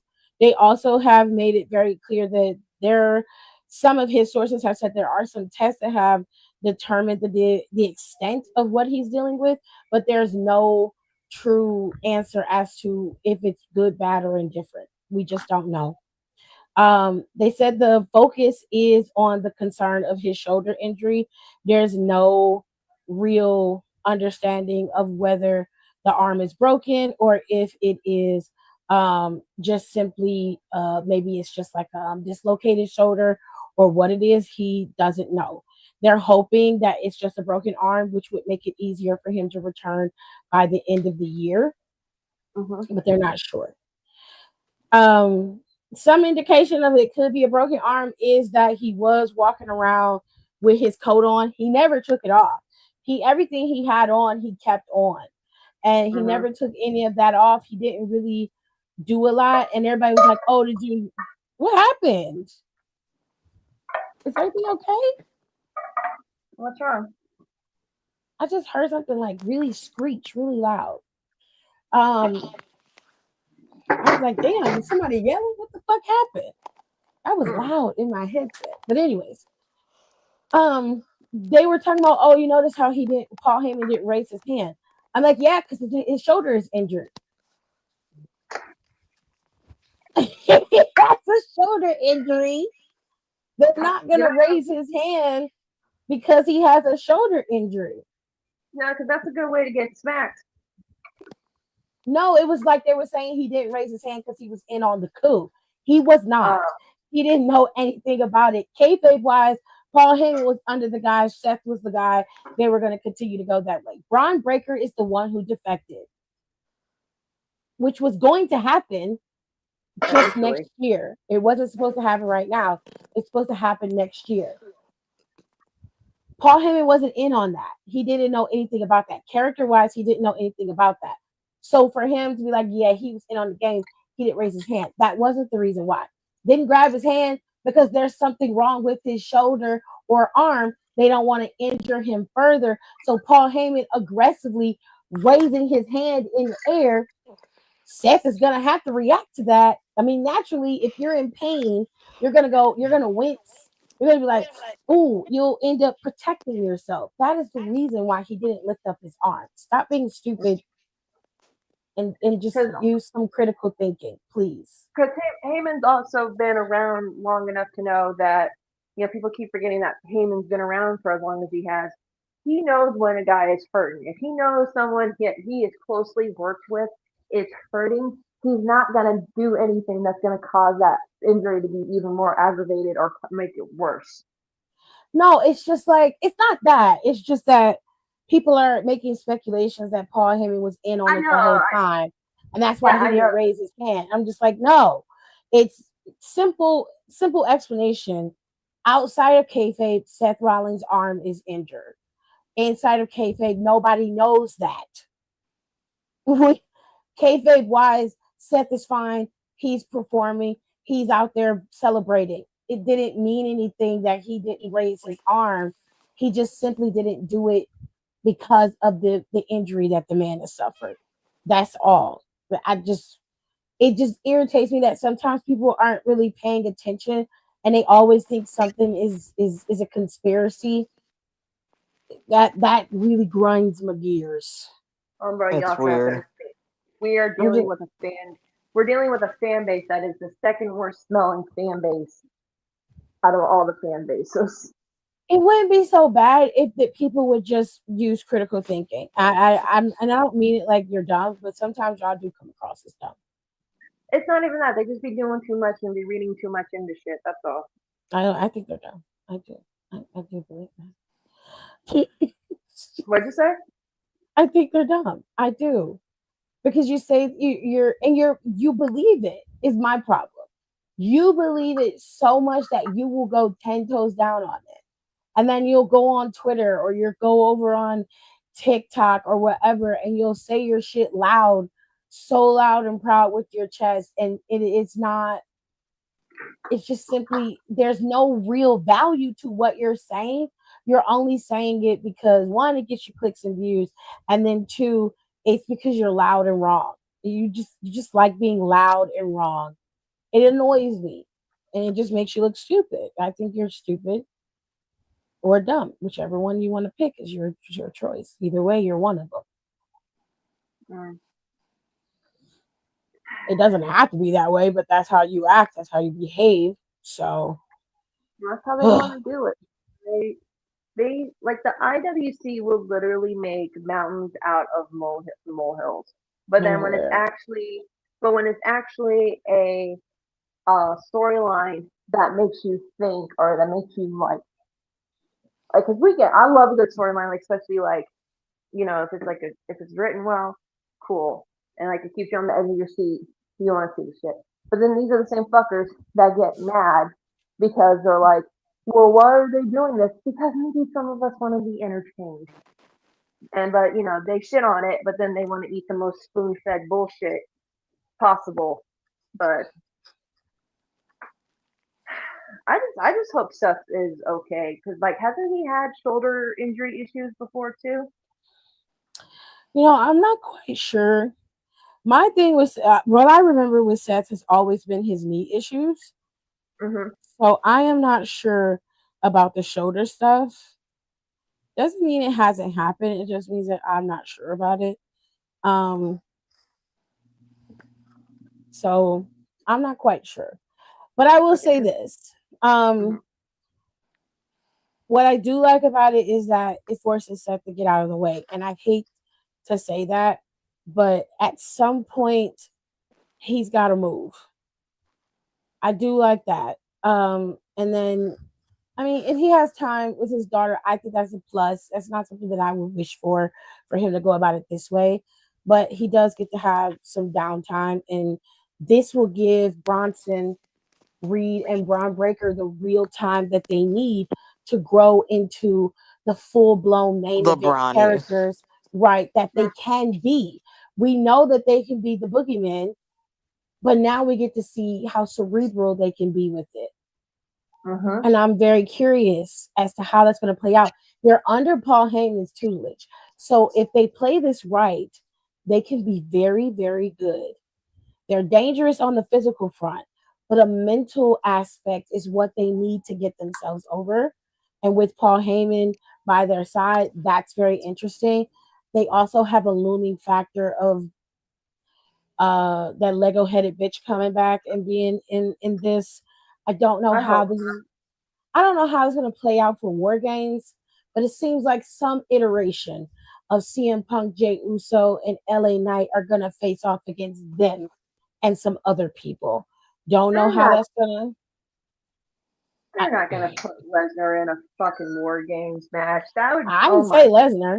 I didn't say Lesnar. I was talking about the Bronze. Well, no, you said Lego heads. That's who I went to. No, I said Lego Head before I mentioned Oh, the War Games match. I wasn't including him. If I did that, then I apologize, but I wasn't including him in that match. If he is in there, he'll be one of the last people to go in, and they'll just make him dominate the whole match like they always do, which will be another boring ass men's War Games match. But it looks like the women's War Games match is going to be between Asuka, Rhea, Io, and Kairi Sane, and whoever else they decide to add in there is their business. But that's what it looks like, because they always got to have Io, some iteration of Io and Rhea in War Games. Io loves her trash can. Okay. Yeah, She loves it. yeah. All right. Well, that's all we got for right now. What's happening over at AEW? If you get a little bit of it, are they shaping up for blood and Well, guts? I got And confused because I don't like when they do Collision right after Dynamite yeah, because it makes me think I'm still watching Dynamite until I see the banner and I get confused. huh? Megan Bain is having a match. Well, she just won because they always have that bitch winning, Of course they Wow. and do. they're continuing on with that feud with I forgot Jet Speed, Willow, and all them against FTR and Megan, and it's like and Stokely. Okay, so they're not ending that. All right. No, and now they got Eddie Kingston with fucking Hook now. Why? I don't know. They should have just threw Hook back with the ops. Or let him go on his own. I mean, he doesn't really need anybody. I think low key, and I don't because I don't like being on like this person should go, this company, this person should go. I need Hook to be gone after this contract, and I need him to go to NXT. Oh, oh Wow, wow, I need him to get shaped up over there. that's wild. I never thought she would have said that. me neither. But here we That's are. I need crazy. Sean to work because it's there. Okay, I And see what that's you what's mean. frustrating because and that's what's and also my issue with their quote unquote pillars. None of them have evolved. Yeah, that's unfortunate. None of them are evolved. None of them are at the top of the card slash the industry as they should be. Mhm. Okay. Well, they have added some. I don't think it's necessarily their fault. Okay. I think a What? small portion of it is maybe it's no more than 15%. And then booking is the rest. Yeah, and then everything else is an accumulation. Only 15% is their own fault, and this is for everyone except for MJF. His is about 80% his fault. I disagree. Um Ooh. No, for real. He have a lot of creative yeah, a control. lot that's his fault. Mhm. And a lot of it it's a book yeah, it's the booking and just the booking not only for them but the booking in general. I think them relying too much on the Kennys and the Moxes Yeah. and the Daniel Bryans and I hate to say it, Hey man. um Adam Pages, like Yeah. Mhm. they You gotta move there should have been more of a pipeline for those young guys to be him. right after Joe was Mhm. champ. It, And like after you got Joe out, you already have flushed out Swerve. You should have been moving into new champions after that. yes. The only one that they did okay with, which again, this isn't even him as a person because everyone should know how we feel about that person as a Yeah. person. But as a Mhm. character, even I don't like how they booked him sometimes as a character Hmm. because I will separate it because at least he's not like some people when we get asked to separate the art from the person. Um, Mhm. he's just a trash person. Um, that's it. Hasn't done anything like, abusive. He's just a trash person. You talking So about I can Swerve? separate. So I will separate his art from him as a person. You talking about Swerve? Yes. Okay. And this Okay. is only because it's not um like a fucking Velveteen or somebody like that. Yeah. Is what I'm saying. He's just a douche. Yeah, like he's just a fucking douchebag. So I can separate you from your art.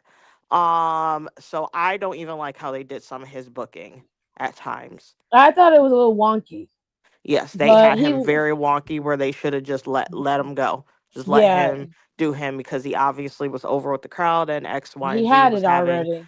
consistent Mhm. enough matches. Yeah, They really missed the ball with God, what's his name? Orange Cassidy. yeah. I think they Mhm. When he was really dropped over, the ball on him, they especially should with have pulled the putting the belt trigger. on him Yeah, but they had when So they him should locked in have. that mid card with that title. you guys know I have been wanting Orange to get close to that title, and it's just like every time he gets there, they always have to throw him back, and it's just like he's been one of your He's OGs from one. the start. What the fuck are you? Jack Perry. Oh, Jack Perry. He's a good 60% of it is his fault. Yeah, well, Yeah. we know Jack Perry His is is a his little up fault. there. Him and MJF, they're the outliers. Theirs is a little high, Yeah, but those are two separate conversations. that's fact. I hate to Just fucking got. say it. Sammy Guevara is another one they fucked up real bad. Mhm. Ooh, Jesus. They fucked him up real bad. Isn't he over I in Ring of Honor though? Yeah, he was on. I was surprised to see him, and now that I'm realizing, I thought he was on Dynamite, but he was again on Collision. I Oh, We're gonna end this is one time next show we have when we have a specialty show. I really do want to talk about this topic okay. because I feel Yeah. like we should really get in depth because now that I'm really thinking about this, I'm more mad that I'm getting because that's not fair to a lot of them. Well, it's not even the main title. Think about like the lower card It's titles. not even it's not even It's just about titles. pushing. I'm Tag just It's talking just about pushing. being the face, Yeah. like being the forefront of the company. I'm Yeah, not even just talking about having titles. quality feuds booked properly and just getting that push. Yes. Period. Not Like like title they should be the contingency. faces of the company. Like Yeah, they've relied on like all like the Moxes and all them, like I said, the entirety of them having this company pretty yeah, much. yeah. And there was no reason for that. Well, they Mhm. are having Wrestle Dream. And Oh, Wrestle Kyle Dream is is so this fucking weekend. fine. I love It's, him. it's Saturday. It's coming up Saturday, and Wrestle Dream is booked. They do have 8 matches for the card currently. The trios match is going to be the Hurt Syndicate. Lashley, Benjamin, and MVP are facing off against the Demand, which is Ricochet, Bishop Khan, and Toa Leona. I love Bishop Khan. He's fun. Anyways, singles match. Jamie Hayter is facing off against Thekla. Um, the tag team match for the AEW World Tag Team Championships is being contested. It's gonna be Brodito. It's Bandito and Brody King. They're the current champions facing off against the Don Callis family. And their people, it's gonna be Okada and Takeshita going after the tag team titles. I don't think that's Okay. gonna I'm work out too well. I'm a little worried about that match. Not gonna lie. You're echoing. Can you hear me? Oh. I don't know. Yeah, Hang it's on. like Hang on. there's an echo. Um, no, I don't think Wrestle Dream is like WrestleMania. That's for AEW. No. Um,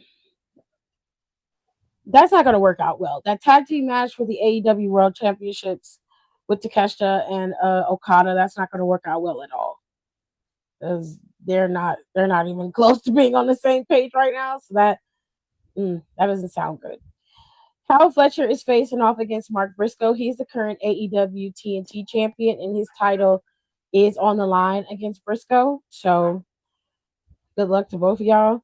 And Jurassic Express is facing off against the Young Bucks in this tag team match. The winners of this tag team match get to have a $500,000 cash prize. Nicole, do you know what any of this means? Which one?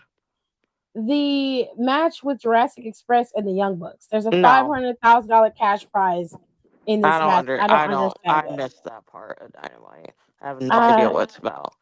I don't get it. I'm like, why are you giving out money? Don't they get a check? What's happening? Anyways, Chris Statlander is facing off against Timeless Tony Storm. This is a rematch. Timeless Tony Storm was the former champion. Chris Statlander is the current champion. Should be facing off against Chris Statlander, obviously. Let me make sure my mic isn't echoing. I'm sorry. Hold on, children.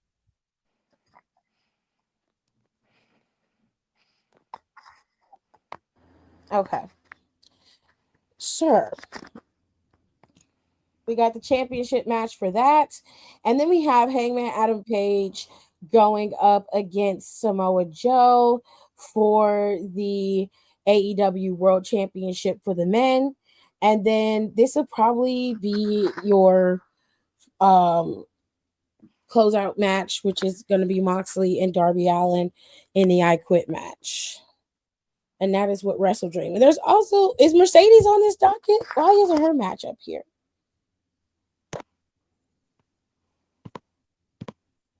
I don't see her match up here. Why is it not up here?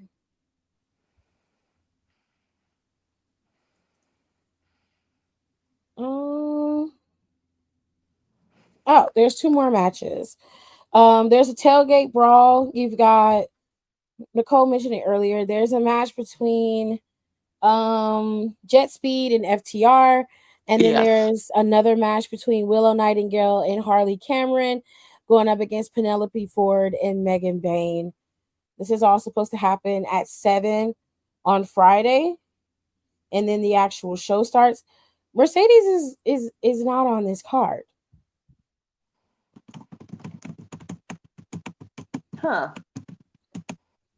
Her match was up here before when Paige and Moxley's match was up here, and when they finally added Tony's match with Statlander. All of that was up here, and then Mercedes isn't up here. She's been pulled.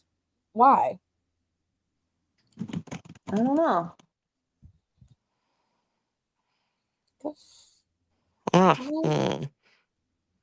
She was booked. She had a match for her TBS title. She was going against somebody. She was going against oh girl, what's her name? Oh, Lacey, whatever. No, her name starts with an M. I don't know. I don't pay attention. Honestly, I don't care about her matches anymore because she doesn't lose. Nothing like substantial. I don't care. Like, so I'm like, I don't even bother. I don't even have it on my radar. She was supposed to go up against Mina. I thought she already faced Mina though. I thought she faced her too, but I remember it was for the TBS championship and they had it scheduled. I remember because when we first talked about Wrestle Dream, we pulled it up and that match was up there. But it looked like they moved the match off of Wrestle Dream and put it on that what did they do? I can't remember when they booked this match. I know for a fact it was supposed to be her, and it was either Mina or somebody else. But she had a match booked for Wrestle Dream, and it was for her championship. Let me see.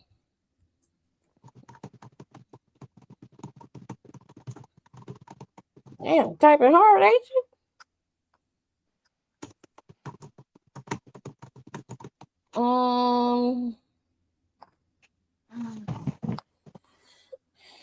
It says that she was supposed to be scheduled for her TBS championship against an opponent that was yet to be announced. But then, according to Sportskeeda, which you can take this with a grain of salt, honestly, this was posted October 10th, which was about 5 days ago.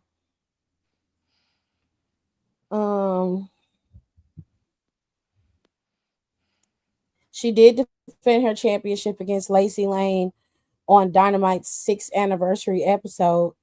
She is now at 500 days of championship, but I remember them having her up there to have a match at Wrestle Dream. I remember it because we talked about it. But she's going to be in Mexico defending her CMLL Women's Championship against Persephone. So she's not going to be able to make it to Wrestle Dream. So she's more than likely not going to be there. This is what happens when you give one person 10 championships. I'm just saying. Anywhoosies. On that note, I'm going to let the girls go so they can get some rest and relax and, rejuvenate until next week.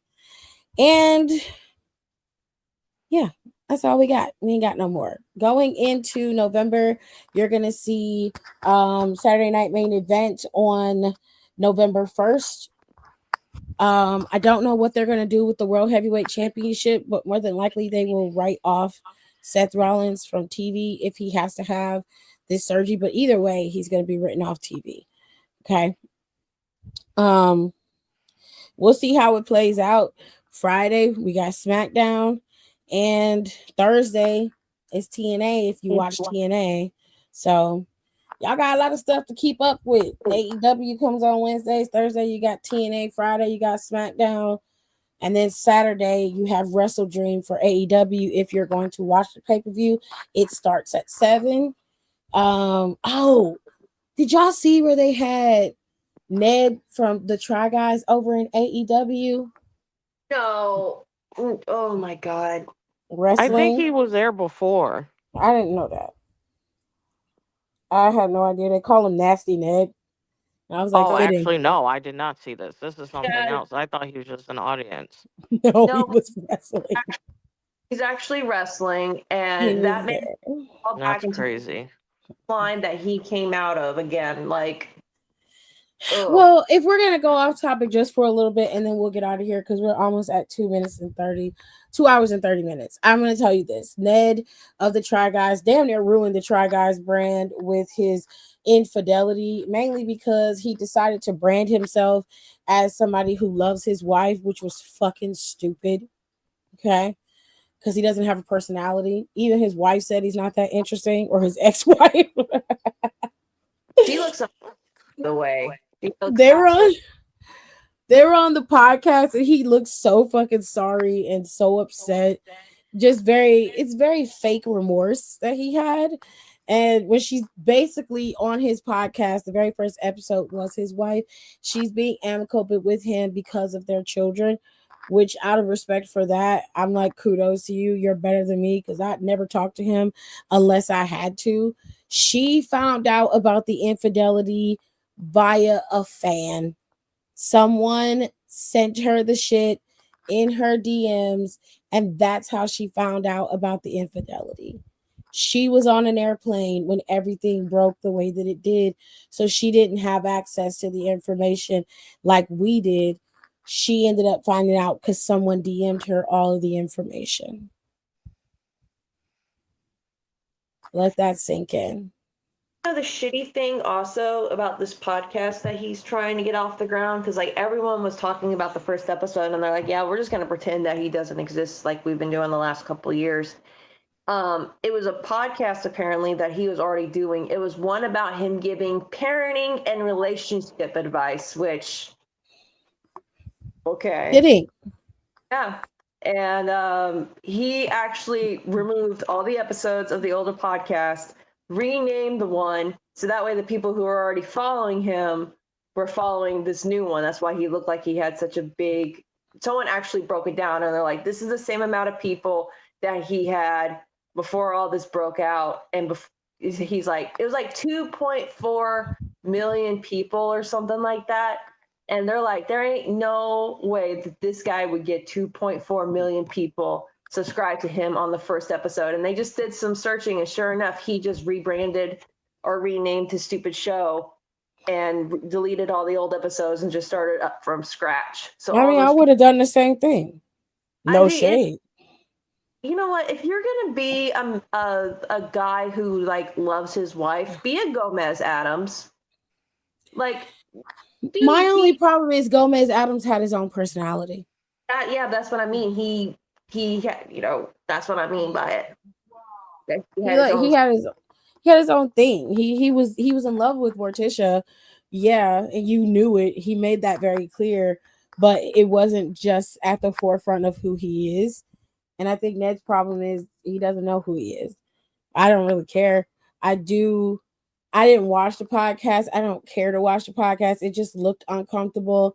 And I find it interesting that he is willing to exploit himself and his wife and their relationship continuously, dredging up things that could bring up bad feelings for her and only thinking about himself.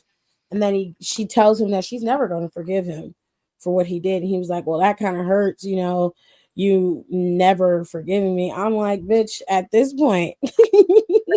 Audacity. I swear to fucking God with these at men. This point, like, you should be glad. You said you just felt like you were trapped and you didn't know how to tell her how you were trapped in this persona and you didn't cheat because of her. The marriage was fine. You weren't happy where you were. And I'm like, so this woman made you happy, but see, you're not with her now. Right. You're by yourself. And she also was in a relationship and she lost her relationship because of her decision to sleep with you. She had a whole ass fiance, remember? Because I'm just saying. Nicole's the one who told us that they had an episode of like the Try Guys going to different bridesmaid dresses for her bridal party, and this whole time she was fucking him behind her fiance's back and him behind his wife's back. And she said she knew the girl. She said they weren't super close, but they were close enough to speak to each other, and they were always talking in passing. This wasn't like, they were just, being weird. They knew each other. They were on good enough terms to have a conversation. And she's sleeping with her husband. So it is what it is. But he has a podcast and it sucks. So don't go watch it. And then he was on AEW and that's it. So we're going to get out of here because we'll be here all day. So make sure you rate, comment, and subscribe. Follow us on social media. Don't be a dick like the dude on X was that was trying to check Nicole and the girls about talking about Wesley possibly being a good contender or a good WWE Speed champion. Because remember, there's receipts. We've talked about WWE Speed, the championship, and everything in between. We also talked about how that title should have been featured on television with each of the champions who were champion. So before you open your mouth, make sure you think. Just because your account is verified and you paid for it doesn't mean you have the right to have a dumbass opinion.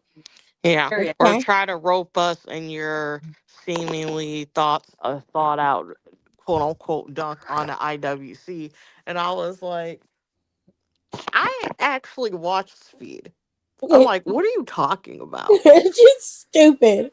I was like, because I used to get mad. It was on Twitter. I used to yell about it because for some reason it always came on while I was at work. So I'll watch it at work because it was only like 5-10 minutes. Yeah. Or however was it longer than 10 minutes? So I used to fucking watch it at work.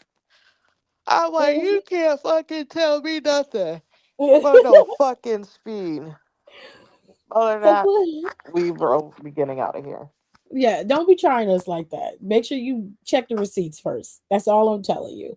On that note, you can follow us over on Twitter at Down for the Count 19, or you can pop on over to Instagram at D4TC underscore podcast. Make sure you follow the podcast on Spotify. If you don't want to see the ice ads, then don't go on Spotify. We are everywhere else though. Okay. Okay. Most of y'all got iPhones anyway, so you can't listen to us over on Apple Music. With all that being said, we'll see you guys next time. Bye. Bye.